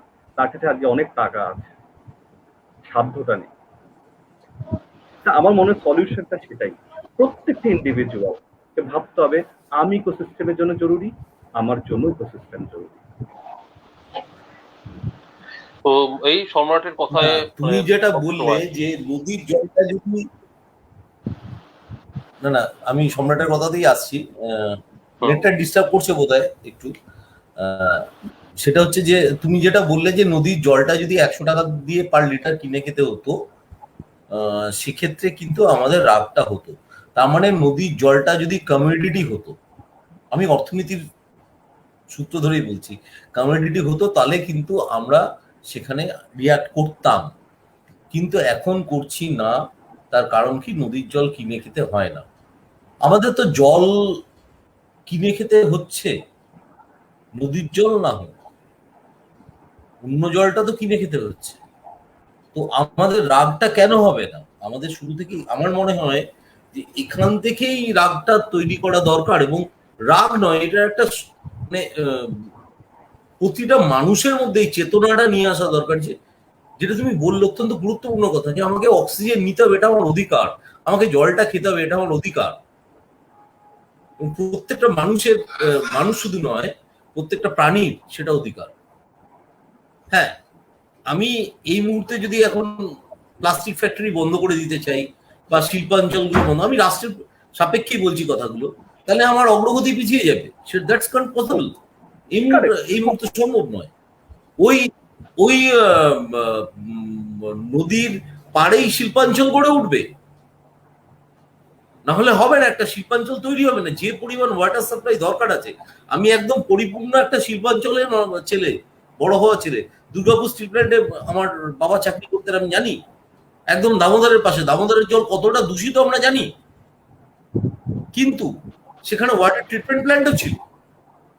তো যেটা দরকার সেটা হচ্ছে যে রাষ্ট্রের এখন উদ্যোগ নেওয়া, যে ওয়াটার ট্রিটমেন্ট প্ল্যান্ট গুলোকে বাড়ানো বা ইত্যাদি গুলো। এবং আমার যেটা মনে হয়, আমি তোমার সাথে একদম একমত, এবং মৃণালও একমত হবে, যে আমাদের প্রত্যেকেরই ইন্ডিভিজুয়ালি ওই রাগটা দরকার। বিদ্রোহটা শুরু হোক, ভীষণ বিদ্রোহটা শুরু ভীষণ আজকে থেকে আমরা একটা করে পেরেক করতে থাকি, একদিন গিয়ে কিন্তু একটা পেরেকের পাহাড় তৈরি হবে, এবং মাস্ট বি যে হবেই হবে যে তোমার ওরা প্ল্যানটা চেঞ্জ করবে। আমি আজকে বসে আছি, আমার আজকে ফেসবুক পোস্টে আমারই একজন রিলেটিভ লিখেছে, আমি এটা শেষ করে নিচ্ছি, সে লিখেছে যে এসব কথা বলা সোজা কিন্তু করাটা খুব কঠিন, কারণ আমাদের বাড়িতে যখন অনেক গাছ ছিল কেটে ফ্ল্যাট বাড়ি বানানো হয়েছে, তা আমি এরকম একজন আমাকে শেয়ার করেছে তার 3 তলা ছাদ থেকে বাড়ি থেকে ফ্ল্যাট থেকে যে ফ্ল্যাট বাড়ি থেকে যে উল্টো দিকে গাছ কাটা হচ্ছে, তাই আমি বলেছি তো তুমিও তো একইভাবে বা আমরাও তো রয়েছি, এগুলো বলা সোজা কাজ করা কঠিন। কিন্তু আমি তখন উত্তরটা যেটা দিয়েছেন তোমরা যদি খেয়াল করে দেখো, এটা মেনশন করতে হবে যে মানুষের প্রয়োজনটা তো বড় বালাই, ওটা তো করতেই হবে। জাপানে ওই ওপর থেকে একদম হুক্কাইডো পর্যন্ত একটা খালি জমিতে একটা জাপানে সব জায়গায় থাকাও যায় না, শহরগুলো প্রচন্ড ঘিঞ্জি, ঠিক আছে, কিন্তু ওরা যেটা করছে ভার্টিক্যাল গার্ডেনিং করেছে, ওরা রেন ওয়াটার হারভেস্টিং করেছে। আমি কোথাও বলছি কি যে সভ্যতা শহর সম্প্রসারণকে তুমি আটকাতে পারো না, কারণ গ্রামের মানুষ সবসময় পরিবেশ রক্ষার জন্য কাদামাটির মধ্যে দিয়ে হাঁটবে, আর শহরের লোকেরা আমরা ওই পাকা রাস্তা দিয়ে হাঁটবো, সেটা হয় না, সেটা কখনোই হয় না। কারণ রাশিয়ার মতো দেশ, হ্যাঁ, তাদের আমেরিকার মতো দেশ, উত্তর আমেরিকার মতো দেশ বলছি, যারা উন্নত দেশ, আমি বলছি তারা অদ্ভুত অদ্ভুত জায়গায় পরিবেশ এবং শহরকে পাশাপাশি রেখেছে, কেউ কারোর সাথে ক্ল্যাশ করছে না। আছে এরকম অসংখ্য উদাহরণ আছে। শুধু কলকাতায় বসে থাকলে আর দেখলে তো হবে না, তাই প্রয়োজন তো ফ্ল্যাট বাড়ি তো প্রয়োজন থাকবে কোথায় লোকে না হলে, এবং গ্রাম থেকে শহরে আসবে, শহরমুখী হবে, এটি স্বাভাবিক। ফ্ল্যাট বাড়ি হবে, গাছ কাটা হবে, সব ঠিক আছে, কিন্তু টেকনোলজি, তার অ্যাডভান্সমেন্ট, তার উপকারিতা তো নিয়ে আসতে হবে এখানে। রাষ্ট্রযন্ত্রে সেই কন্ট্রোলটা তো দরকার। লেটেস্ট টেকনোলজি, গ্রিন টেকনোলজি বলা হচ্ছে বারবার, সেই এবারের যে আজকের যে ওয়ার্ল্ড এনভায়রনমেন্টের থিমটা আমি সবাইকে জানিয়ে দিতে চাই, সে যে ফার্স্ট শব্দটি রি-ইমাজিন, ইমাজিন মানে হচ্ছে কল্পনা করা, রি-ইমাজিন আবার নতুন করে কল্পনা করো, রিকনস্ট্রাক্ট আবার নতুন করে ওটাকে তৈরি করো, রিস্টোর এবং সেটাকে তুমি সংরক্ষণ করো। তো আজকে যখন থিম আমরা ভালো করে, আজকে গোটা বিশ্বে পরিবেশ দিবস পালন হচ্ছে, সে টিভি বা সোশ্যাল মিডিয়ার থেকে না তাকালে কেউ বুঝবে না, কোনো প্রভাত ফেরি বেরোয় না। সারাদিন ধরে বাবা মা কখনই তার সন্তানকে বলেনি যে আজকে সারাদিনে এমন যেমন ষষ্ঠীর দিন, ষষ্ঠী আপনার জন্মদিনে বাচ্চাকে মারে না, কারণ আজকে বাচ্চার জন্মদিন, বাবা মাকে একবারও বলেছে যে সারাদিন সেই কাজটা করবে না, আমরাও করব না যেখানে পরিবেশের ক্ষতি হয়। চলো আজকে রাত্রেবেলা আমরা দেখবো যে ধ্রুব তারাটা দেখা যায় কিনা, আজকে বৃষ্টি হয়, দেখবো কি করে অন্ধকারে বৃষ্টি নামে, আমরা দেখতে চাই, দেখি তো চাঁদের আলো বা চাঁদ ঢাকা থাকলে আকাশটা কিরকম লাগে। এই এই এই এই রি-ইমাজিন, এই রিকনস্ট্রাক্ট, এই রিস্টোরেশনটাই প্রয়োজন আমাদের। যতক্ষণ সেটা না হচ্ছে কিচ্ছু করতে পারবো না। আমি আজকে যত বড় বড় কথা বলি, আমি যাই করছি, আমি পৃথিবীকে উদ্ধার করার জন্য করছি না, আমি করছি দুটো মানুষকে উদ্ধার করার জন্য, এক আমার নিজেকে, একটা আমার সন্তানকে। আমি বারবার এই কথাটা বলি, আমি দুটো মানুষকে বদলাতে পারি, একটা নিজেকে, একটা আমার সন্তানকে। একটা টাইমের পর সন্তানও বদলাবে কিনা আমি জানি না, কিন্তু আমি তো পারি। আমি এইটুকু বুকে হাত দিয়ে বলতে পারি যে 30 বছর আগে সম্রাট মৌলিক যখন তার বয়স 15 ছিল, যা ভাবে আমার পরিবেশকে, আমার পৃথিবীকে, আমার মহাকাশকে যেভাবে দেখতাম, আজ 45-30 বছর পর এসে আমার আত্মায় অনেক শান্তি আছে। দেখো, লাইফের ডেথটা শিওর, মৃত্যু অবশ্যম্ভাবী, কিন্তু আমার এটা ভাবলে ভালো লাগে যে আমার মৃত্যুর সময় আমার, যদি আমি সেন্সে থাকি, ভাববো আমি না ব্লু পপি দেখেছি, হেমকুন্ড সাহেবে ব্লু পপি ফুটে রয়েছে, তার উপর জল পড়েছে 1 ফোঁটা, আমি দেখেছি শান্তি। আমি দেখেছি কি করে ওই যেখান থেকে তোমার কেদারনাথ মন্দিরের পেছনে চোরাবাড়ি তাল, যেটা ফেটে গিয়ে বিরাট বড় 2013 কেদারনাথ ধ্বংস হলো মন্দির বাদ দিয়ে জায়গাটা, সেই চোরাবাড়ি তালে আমি ব্রহ্মকমল ফুটতে দেখেছি, এবং তার মাঝখানে পাথরে উপর টপকে টপকে তার মাঝখানে 8 ঘন্টা ওম করেছি। আমি তা দেখছি কেদার ডোম রয়েছে, আমি দেখছি পুরনো গ্লেশিয়ার, সে বরফের রং খয়েরি হয়ে গেছে। আমি কোথায় বসে আছি? আমি চোরাবাড়ি তালে বসে আছি, গ্রাবরেখা অর্থাৎ মোরেন যেটাকে আমরা বলি, এতটা বড় পাথর চারদিকে ঘিরে রয়েছে, তার মাঝখানে গ্লেশিয়ার করে জল হয়েছে, ওপারটাই মন্দাকিনী গ্লেশিয়ার, সেই স্নাউট পয়েন্ট থেকে মা মন্দাকিনীর সৃষ্টি হচ্ছে, দাঁড়াম দাঁড়াম করে বুক কাঁপানো ফাটা আওয়াজ হচ্ছে, কেন?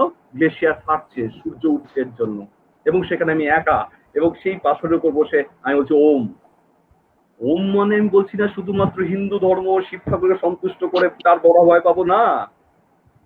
এই শব্দটা, এই কম্পনটা ওই চোরাবাড়ি তালে গিয়ে অনুভব করার, পরিবেশের সাথে একসাথে হয়ে যাওয়া, পুরনো বরফ, পুরনো গ্লেশিয়ার, কাঁচ স্বচ্ছ জল, যেখানে গান্ধীজি পর্যন্ত তার ইচ্ছে অনুসারে তার মৃতদেহের ছাই ওখানেও ফেলা হয়েছিল, তাই ওখানে বলা হয় এটাকে গান্ধী সরোবরও বলে। সেইখানের অভিজ্ঞতা আমার জীবনের একদম শেষ দিন, যদি আমি সেন্সে থাকি, আমি বললাম আমি পেয়েছি। আমি তো ফিরে যাচ্ছি আবার সেই মাটিতেই, আমি তো আবার মাটিতে ফিরে যাচ্ছি। মাঝখানে এই কটা দিন, যে কটা দিনই পপ আপটা আমার ছিল, এটা বুদ্বুদ্ধ জীবনটা, আমি বারবার সেটাই বলি, এটা পপ আপ। যত বড় হচ্ছে রামধনু রং তত খেলছে। এই বড় হওয়ার জন্য যেটা প্রয়োজন সেটা টাকা পয়সা না, সেটা হচ্ছে একটা চূড়ান্ত একটা চির আনন্দ, যেটা চিদানন্দ বলে। প্রচন্ড একটা আনন্দ, ওই আনন্দটাই বাবলটা বড় করছে। যত সাবানের ফেনাটা বড় হচ্ছে তত সে বড় বেশি রামধনু রং ধরতে পারছে। সে উঠছে, সে উঠছে, একদিন পপ আপ টপ করে ফেটে গেল, সে নেই, ভেতরে হাওয়া, সেও মিলিয়ে গেল। জীবনটা তাই।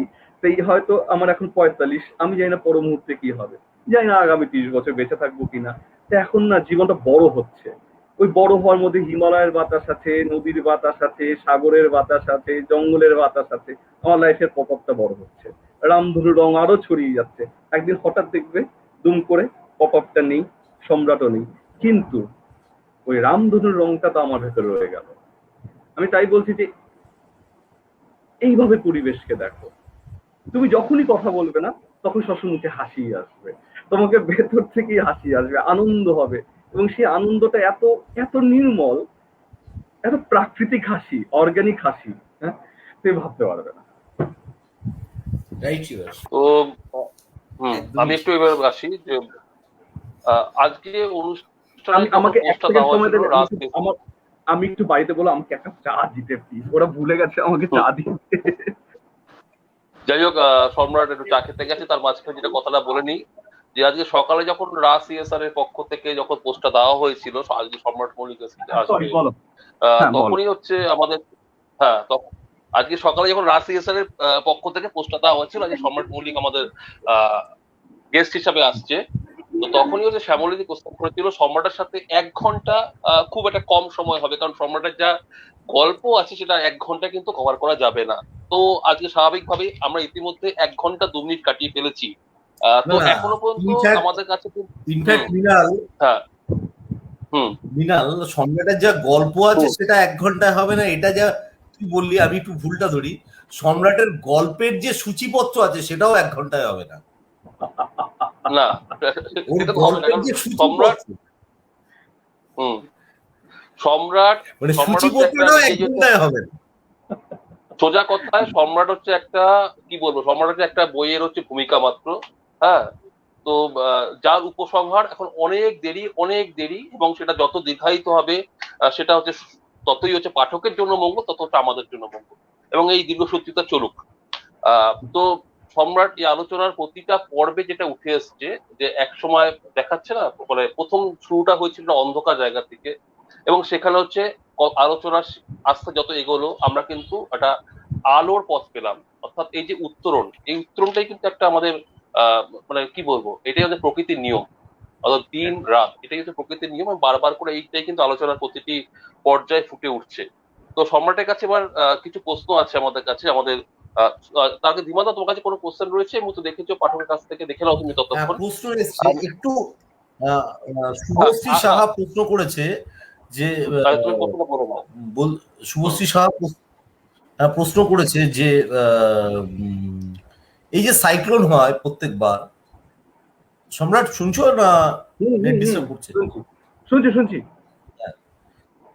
শুভশ্রী প্রশ্ন করেছে এই যে সাইক্লোন হচ্ছে প্রত্যেকবার হচ্ছে, তো ন্যাচারাল ব্যাপার, আমাদের তো কিছু করার নেই, তো এর কি কোনো মানে গুড আফটার এফেক্ট আছে? কারণ আমরা তো খারাপটাই দেখছি, ভাঙছে, ঘর ভাঙছে, নদী ভাঙছে, মানুষ মরছে, তারপরে অন্য সমস্যা তৈরি হচ্ছে।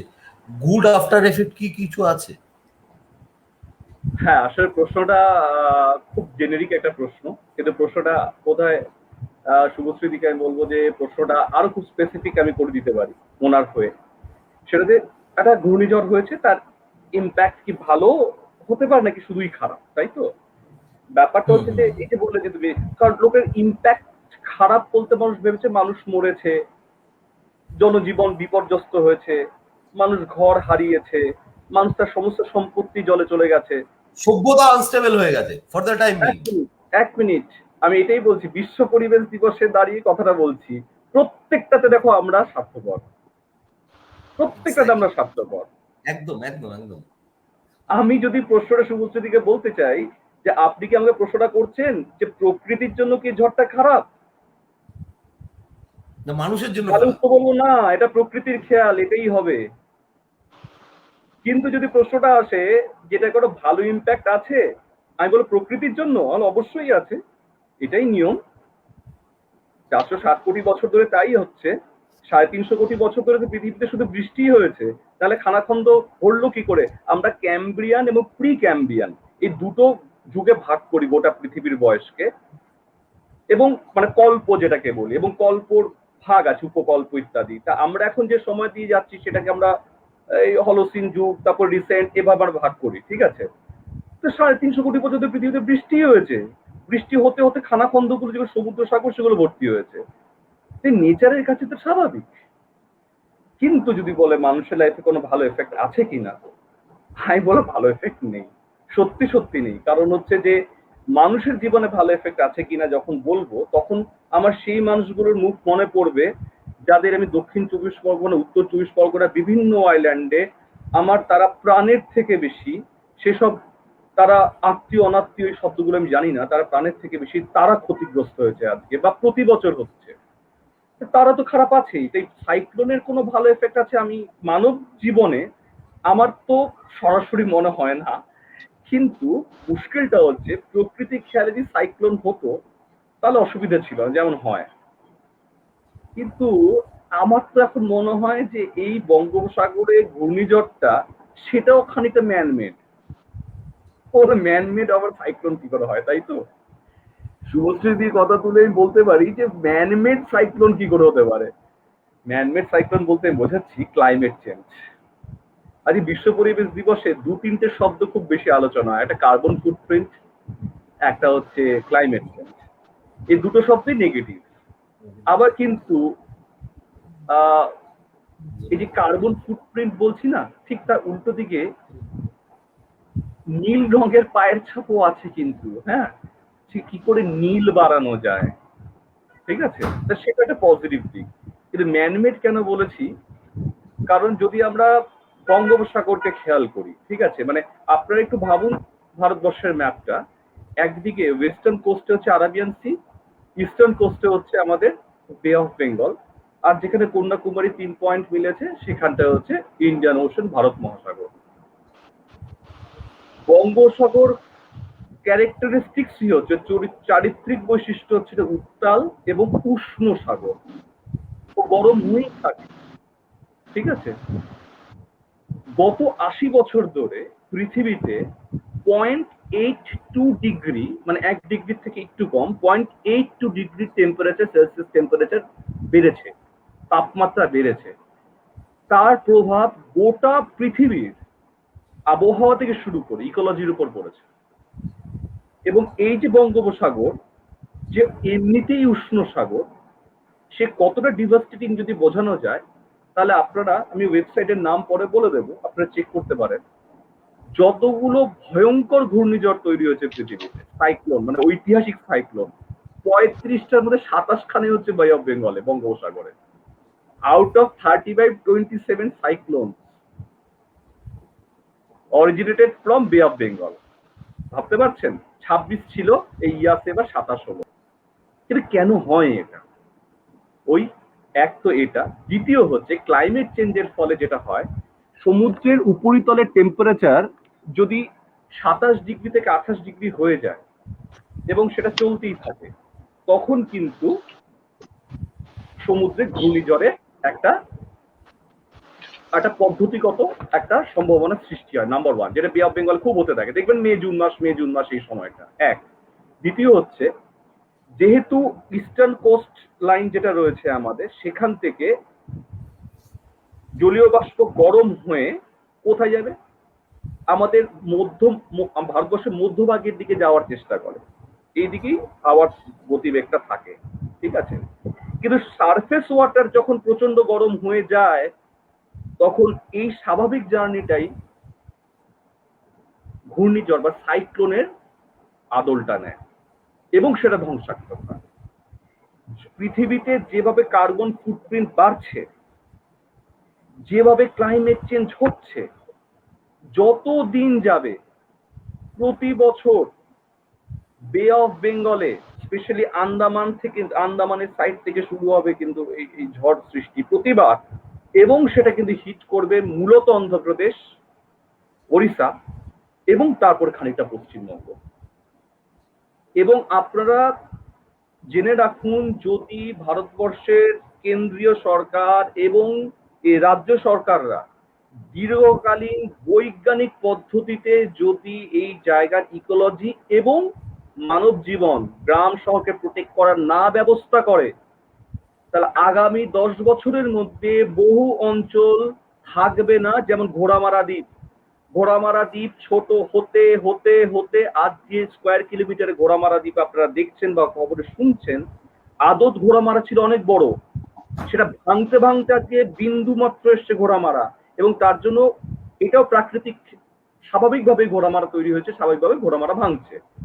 কিন্তু এই সাইক্লোন শেষ কফিনের শেষ পেরেকটা পুড়ছে, এই ঘোড়ামারা দ্বীপে কিন্তু মানুষের পক্ষে আর থাকা সম্ভব নয়। মৌসুমী দ্বীপে ধ্বংস হয়েছে, আপনি ত্রাণ নিয়ে যাচ্ছেন, কিন্তু ফার্স্ট ভাবতে হবে যে ওখানে কি থাকার যোগ্যতা মানুষের আছে। নেচার চায় না ওখানে মানুষ থাকুক। সুন্দরবনে পর্যটক যাবে এটা কোনো কথা ছিল না।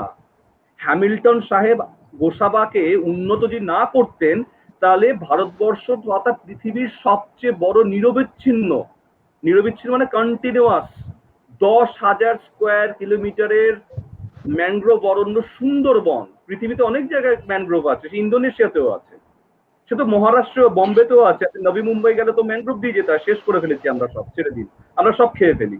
কিন্তু এই 10,000 স্কোয়ার কিলোমিটার নিরবিচ্ছিন্ন ম্যানগ্রোভ অরণ্য, যেটা ভারতবর্ষে 40% 60% সুন্দরবনে আছে, তাকে আমরা শেষ করে ফেলেছি কমপ্লিটলি।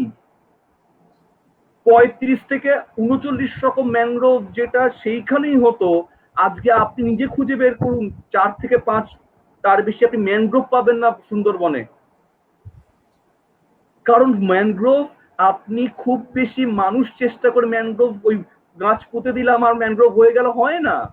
আপনারা যা ছোটবেলায় আমরা পড়াশোনা করছি, আপনাদের বলবো স্মৃতিশক্তিতে একটু প্রেশার দিতে, একটু স্মৃতিশক্তি ফিরিয়ে আনতে। ওই টপ করে ফলটা ঠপ করে পড়বে মাটির মধ্যে এবং কাদা মাটির মধ্যে, সেখান থেকে ম্যানগ্রোভ হবে, এটাই ছিল। ভ্যারাইটি শেষ ম্যানগ্রোভের। মুশকিলটা হচ্ছে আমরা 5 কোটি ম্যানগ্রোভ লাগিয়ে দেব। গুণ দেখে 5 কোটি লাগানো হয়েছে কি হয়নি। আমি শুধু পশ্চিমবঙ্গের কথা বলছি না, গোটা পৃথিবীর কথা বলছি, এটাই হয়। তাই বলছি সাইক্লোনে উপকার তো নেই, অন্তত আমার যা মনে হয়। আমি তার বিশেষজ্ঞ নই বা আমার অত নলেজও নেই, যারা বিশেষজ্ঞ যাদের নলেজেবল তারা আরো ভালো উত্তর দিতে পারবেন। কিন্তু আমি এখন পর্যন্ত আমার কোথাও আমি দেখিনি সাইক্লোনের কোনো ভালো ইম্প্যাক্ট হয়েছে। বরঞ্চ লোনা জলগুলো এসে ফিশারিজ গুলোকে নষ্ট করেছে, মিষ্টি জলের নদীগুলোকে ধ্বংস করেছে। এবং আমি প্রত্যেকটা লাইভেই বলার চেষ্টা করি যে সুন্দরবনের কথা ওঠে, বারবার বলি, এটা আপনাদের জানা উচিত যে রয়্যাল বেঙ্গল টাইগারের সাইজ ছোট হয়ে গেছে, 8 ফিট হচ্ছে লেজা থেকে মুড়া। ওজন 170 কেজি পর্যন্ত হওয়ার কথা ছিল, 180 কেজি, 110 থেকে 120 কেজি। হলুদ কালো দোড়া কাটাটাও পেল হয়ে গেছে। কেন? কারণ সমুদ্রের জল কন্টিনিউয়াসলি ঢোকে। সাইক্লোন ছাড়াও সুন্দরবনের ভারতবর্ষের সুন্দরবনের গঠনটা অদ্ভুত। পাথর মানে নিচের মাটিটা অদ্ভুত গঠনের, যার জন্য মিষ্টি জলের সাথে উল্টো সমুদ্রের জলটা ঢুকে ওটা নোনতা করে দেয়। বাঘ সেই জলটা বাধ্য হচ্ছে খেতে। আপনি যদি প্রতিদিন নুন গোলা জল আপনাকে পরিমাণে বেশি খাওয়াই, দেখবেন আপনি 1 বছর পর আপনার শরীরে কি চেঞ্জেস। এবার আপনি আমাকে পুলিশে দিতে পারেন, অথবা আপনি আরো ওয়াটার লাগিয়ে সেফ থাকতে পারেন। বাঘ তো দুটোই করতে পারে না। তাই বাঘের মতো মানে বুঝবেন, যে জলটা আমি আপনি খাই না, যে অধিকারটা আমাদের আছে, ঘাসের যে ছোট পোকাটা, তারও সমান অধিকার আছে জলটা পাওয়ার। মা প্রকৃতি, মাদার নেচার কাউকে বলে দেয়নি এটা ওর, এটা তোমার না, বলেনি। আমরা ভেবেছি সব আমাদের, আর বাকি কারো নয়। বাকিরা আমার ইচ্ছের উপর ডিপেন্ড করবে বাঘ নোনতা জলটাই খাবে কি খাবে না। তাই শুভশ্রীদি, এফেক্ট ভালো আমার মনে হয় না। মানে যাই বাঘ হোক, এখনো বিড়ালে আমার কাছেও পরিণত একটা হয়নি, খুবই এটাই ভাগ্য। সরি। মানে যেটা বলছো, বাঘ এখনো বিড়ালে পরিণত হয়নি, এটাই ভাগ্য। 100 বার না, এরকম চা দিও। যাই হোক, এসে ওই সিমিলার কোশ্চেনটাই ছিল, শুভশ্রীতি যেভাবে একই কোশ্চেন করেছে, এবং আমার কাছে প্রশ্নটা অনেকটা সেরকমই ছিল, তাই সেটা আর বলা হলো না। আর সম্রাটের সাথে আলোচনায় কিন্তু দ্বিতীয় কোশ্চেন যেটা আমার কাছে জমা হয়েছে, সেই প্রশ্নটা ইতিমধ্যে উঠে এসছে। তবু প্রশ্নটা রাখছি সম্রাটের কাছে, যে বারবার করে ইয়াসের পর আমরা কিন্তু সোশ্যাল মিডিয়ায় দেখছি যে প্রত্যেক বছর কোটি কোটি টাকা খরচা করে যে বাঁধ তৈরি করা হয়েছিল, সেই বাঁধগুলো হচ্ছে কোনোটাই কার্যকরী নয়, এবং আমাদের মাননীয় মুখ্যমন্ত্রীর কথাতেও কিন্তু একই কথা ফুটে উঠেছে যে আমি টাকা দিলাম জলে চলে গেল। এটা কোনো রাজনৈতিক বিষয় নয়। তো সোশ্যাল মিডিয়ায় প্রচুর লোক, বলো বলো। সোশ্যাল মিডিয়ায় কিন্তু একটা দাবি উঠেছিল যে নদীর সে কংক্রিট বাঁধ করে দেওয়া হোক। তো সম্রাট ইতিমধ্যেই বলেছে যে কংক্রিট বাঁধের হচ্ছে ইম্প্যাক্ট আমাদের মানে পরিবেশের পক্ষে কতটা ভয়াবহ। তো একজন আমাদের কোশ্চেন করা হয়েছে, একজন দর্শক কোশ্চেন করেছেন যে সুন্দরবনে কংক্রিট বাঁধ কতটা উপযোগী। না, একেবারেই উপযোগী নয়। কংক্রিট বাঁধ সুন্দরবন অঞ্চলে বা যে কোনো ডেল্টা অঞ্চলে, যেখানে গঙ্গার মতো নদী তার ক্যারেক্টারিস্টিক্স আছে, সেখানে কিছু জায়গায় কংক্রিট বাঁধ দেওয়া যেতে পারে, কিছু জায়গায়।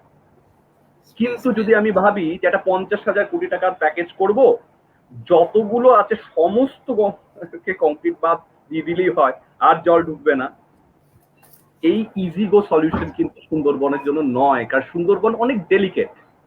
সুন্দরবন ওই আমরা বলি না যে বাদাবন, হ্যাঁ, নদী সমৃদ্ধ অঞ্চল। ব্যাপারটা সুন্দরবনের নদীগুলোর যে ক্যারেক্টার, সেটা কিন্তু মধ্যপ্রদেশের নদীর ক্যারেক্টারের সাথে মিলবে না, ঠিক আছে? আবার দক্ষিণ ভারতের যে নদীগুলো বৃষ্টির মাধ্যমে জল পেয়ে থাকে, তার সাথে এর মিলবে না। আবার গঙ্গা হিমবাহ বাহিত জল যেমন পায়, সেই গঙ্গা যখন সুন্দরবন ডেল্টা অঞ্চলে ঢুকছে আমাদের পশ্চিমবঙ্গ হয়ে, তখন তার ক্যারেক্টারটা অনেকাংশে চেঞ্জ হয়ে যাচ্ছে। তো ন্যাচারালি এটা কিন্তু কখনোই সলিউশন না যে গোটা সুন্দরবনের অঞ্চলকে কংক্রিট বাদ দিয়ে মুড়ে দেওয়া হবে। বরঞ্চ যেটা করতে হবে, এখানে মুখ্যমন্ত্রী, আমাদের মাননীয় মুখ্যমন্ত্রীর কথা যেহেতু এখানে উল্লেখ করলেন, তাই বলি, উনি পার্টিকুলার গাছ আর ঘাসের কথা বলেছেন। এইটা খুব জরুরি। দেখো, আমি একটা ছোট উদাহরণ দিই, যদি কারো মনে প্রশ্ন থাকে তাহলে হয়তো উত্তরটা তিনি পেয়ে যাবেন। কিছু বছর আগে, আজ থেকে 10-15-20 বছর আগের থেকে কলকাতা সহ জেলাগুলোতে একটা হঠাৎ ট্রেন্ড আসে আমাদের রাজ্য সরকারের মাধ্যমে, পুকুরগুলোকে বাঁধিয়ে দিতে হবে। আচ্ছা, আমি তো করোনা থেকে সদ্য উঠেছি, আমি অল্প অল্প খেতে থাকবো, আমার টাইম মেনটেন করতে হয়, হ্যাঁ, তাই দর্শকরা কেউ কিছু খারাপ ভাববেন না। তো বলছি যে পুকুর বাঁধিয়ে দেওয়া হচ্ছিল। কেন? পুকুর বাঁধিয়ে দিলে দেখতে সুন্দর লাগে, পরিষ্কার পরিচ্ছন্ন হয়, চারপাশে সিমেন্ট। এবং দেখা গেল, আমি কলকাতার উদাহরণ যদি দিই, কি সর্বনষ্টা সেই সময়কার তৎকালীন সরকার করলেন। কেন? আরে পুকুরের মাটি যেটা আছে তাতে কাঁকড়া থাকে, তাতে ব্যাঙ বর্ষাকালে ডাক দেয়, জল ঢোরা সাপ, যেটা আমরা চেকার্স বিল্ড বলি ইংলিশে, জল ঢোরা সাপ এসে সে ব্যাঙটাকে খায়, কাঁকড়াটা শামুকটাকে খায়, ব্যাঙাচিগুলো ওই কি বলে, ওই ঘাটে কাঠের যে তৈরি ঘাট থাকে তার গায়ের মধ্যে লেগে থাকে, সেখানে শ্যাওলাটা সে খায়। আমরা কি করলাম? আমরা সৌন্দর্যানের নামে পুকুর ঘাটগুলো সব বাঁধিয়ে দিলাম। যেদিন বাঁধানো হলো, ছবি উঠলো, ফিতে কাটা হলো, পাড়া প্রতিবেশী খুশি, গর্বিত, দেখো আমার পাড়া কি সুন্দর সৌন্দর্যায়ন হয়েছে। সেই দিন থেকে ব্যাঙাচিগুলো মরে গেল, কাঁকড়াগুলো বুঝলো এই পুকুরে আর আমার থাকার জায়গা নেই। আমরা যেমন অনেকেই আছি না যে উদ্বাস্তু হয়ে বাংলাদেশ থেকে এসেছি, খুঁটি গেড়ে পূর্বপুরুষ জমি অধিকার করেছে, সে জমি লিজ দলিল হয়েছে, তারপর আমরা আবার প্রমোটারকে দিচ্ছি, আমরা আবার উদ্বাস্তু হয়েছি, আমাদের 600 স্কোয়ার ফিটের জায়গা দেওয়া হয়েছে। অর্থাৎ জমিদার, ওই সবাই বাংলাদেশে জমিদার ছিল, সেরকম 5 বিঘা থেকে আজকে 500 স্কোয়ার ফিটে আমাদের মতো লোকেদের উদ্বাস্তু হওয়া চলছেই। কবে যায়নি এই ফ্ল্যাটও বেঁচে হয়তো ক্যানিং এ গিয়ে জমি কিনতে হবে, কারণ আমরা এতে উঠতে পারছি না, দেশভাগের ফসলটা এখনো চলছে। ঠিক এক জীবন, ওই কাঁকড়া, ওই ব্যাঙাচি, ওই জল ঢোরার শব্দের ঠিক তাই। ফ্ল্যাট বাড়ি উঠে গেল পুকুরে, ওরা বুঝলো আমরা প্রাপ্য। এবং যে পাড়া প্রতিবেশী, যে স্থানীয় কাউন্সিলর এবং মন্ত্রী মহোদয় খুব গর্বিত হয়েছিল, 6 মাস পর দেখলো জলের রং সবুজ, জল থেকে গন্ধ বেরোয়, পচা জল। আজকে পয়সা খরচ করে আবার পুকুরগুলোকে পাড়গুলো ভাঙতে হচ্ছে, শালবল্লা দিয়ে পুঁততে হচ্ছে টিন, যাতে জমি না ভাঙে। এখন কাঁকড়া ভালো আছে। এই আমার পাড়ার পুকুর কলকাতা কর্পোরেশন থেকে মডেল পুকুর অ্যাওয়ার্ড পেয়েছিল, বিভিন্ন বইতে আপনার, হ্যাঁ কাজী পুকুর। আপনি এসে দেখুন, 100টা সিমেন্ট নেই, অসংখ্য ফলের গাছ, অসংখ্য পাখি যেখানে এসে বসে, ফুলটুসি সেও এসে বসে, ঠিক আছে। টোটাল পুকুরটাতে কোথাও সাবান জল বা সোয়াদেকের জল যায় না। এসে দেখুন সুন্দরবনে, আপনি যদি ভাবেন যে সুন্দরবনকে একটা সুন্দর সুইমিং পুল করে ফেলবেন কংক্রিটে বাদ দিয়ে, সেটা কিন্তু মারাত্মক ক্ষতি হবে। খানিকটা হয়তো প্রয়োজন, কিছু জায়গায় করা যেতে পারে, সে বিশেষজ্ঞ কমিটিটা বলতে পারে, কিন্তু বেশিরভাগ জায়গায় যেটা দরকার, সুন্দরবনকে প্রকৃতির খেয়াল খুশি মতো যেভাবে বাঁচাতে চাও সেভাবে বাঁচতে দেওয়া উচিত।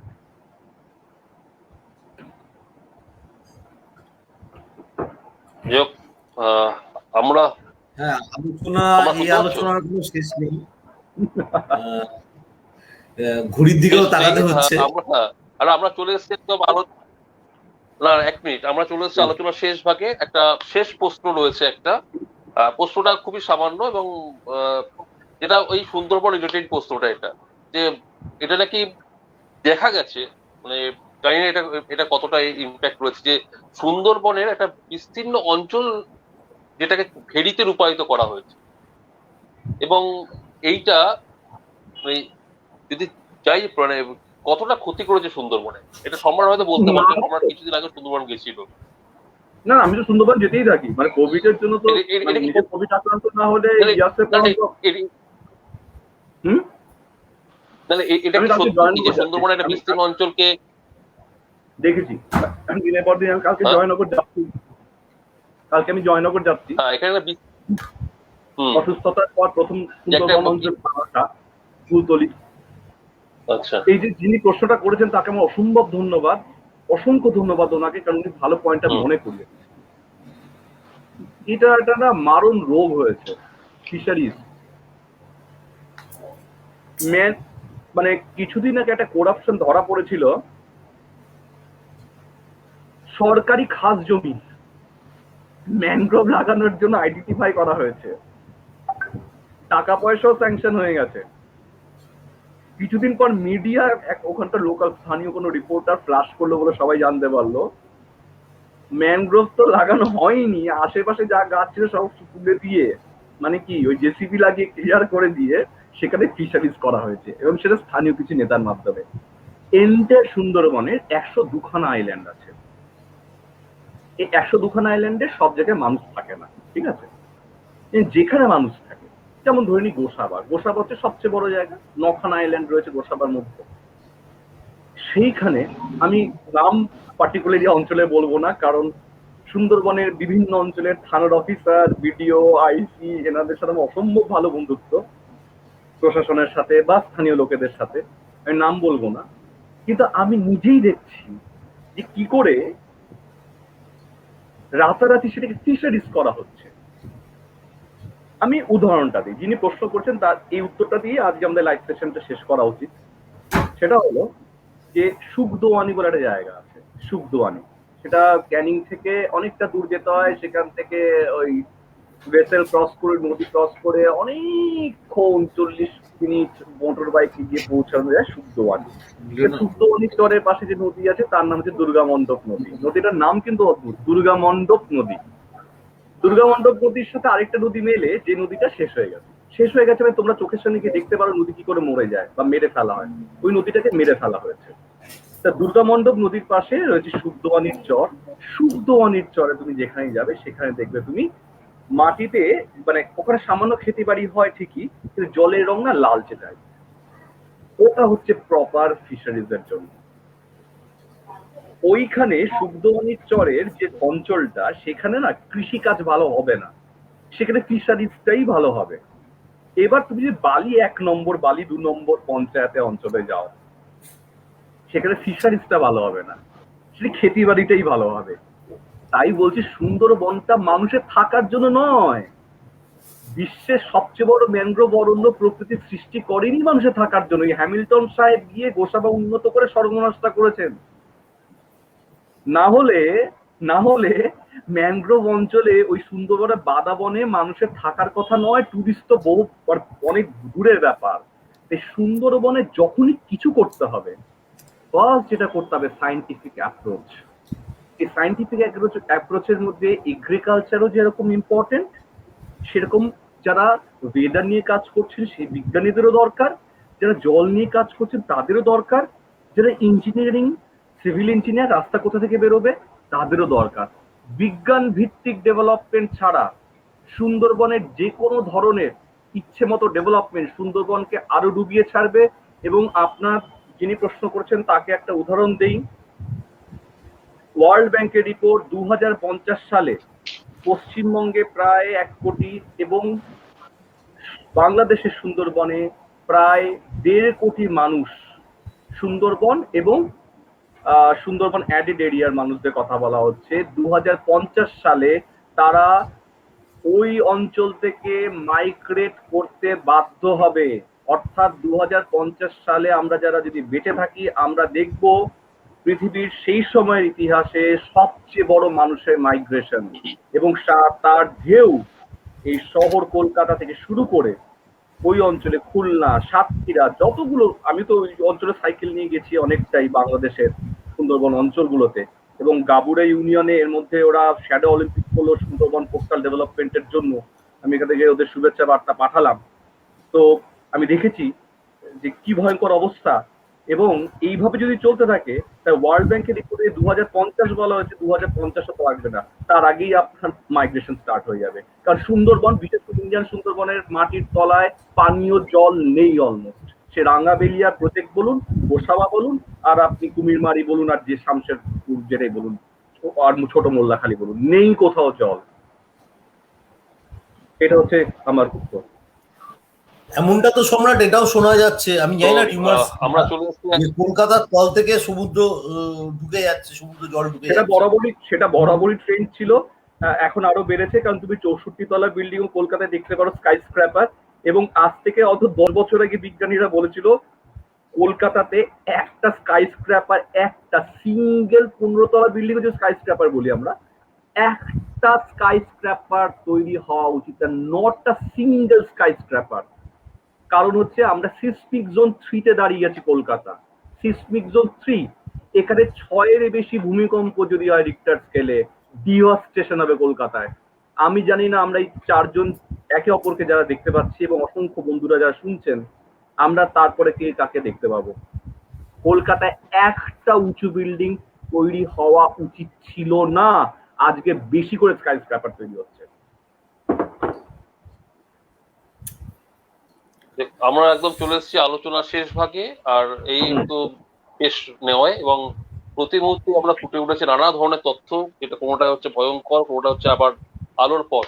তো সম্রাটকে তো আমার সাথে ব্যক্তিগত সম্পর্ক যাই থাকুক আমাদের সাথে, সম্রাটকে তো আজকে যেহেতু অফিসিয়াল ভাবে একটা ধন্যবাদ দিতেই হয় যে এত সুন্দর একটা অনুষ্ঠান এবং এত সুন্দর একটা আলোচনা আমরা হচ্ছে দর্শককে সম্রাট উপহার দিল।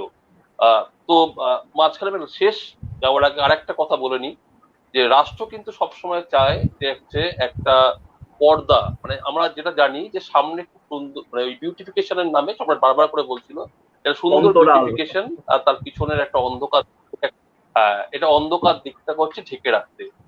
সম্রাটের একটা ভিডিওতে আমি দেখেছি যে ডাল লেককে আমরা কত সুন্দর ভাবে দেখি, আমরা মানে ডাল লেক আমাদের কাছে যেটা দেখি বারবার ছবিতে, যেটা ডাল লেকের চিত্রটা ফুটে ওঠে, তো সেটা কিন্তু হচ্ছে অরিজিনাল চিত্র নয়। ডাল লেকের যদি ভয়াবহতা আপনারা দেখতে চান, তো আসল যদি রূপ চেহারা দেখতে চান, তো সম্রাটের ইউটিউব চ্যানেল আছে, ঠিক আছে, অবশ্যই অবশ্যই ঘুরে দেখে আসতে পারেন যে ডাল লেকের হচ্ছে অরিজিনাল চেহারাটা কি। তো আমি আবারও বলবো যে রাষ্ট্র যে চিত্রটা আমাদেরকে দেখায়, সেই চিত্রটা কিন্তু একমাত্র চিত্র নয়।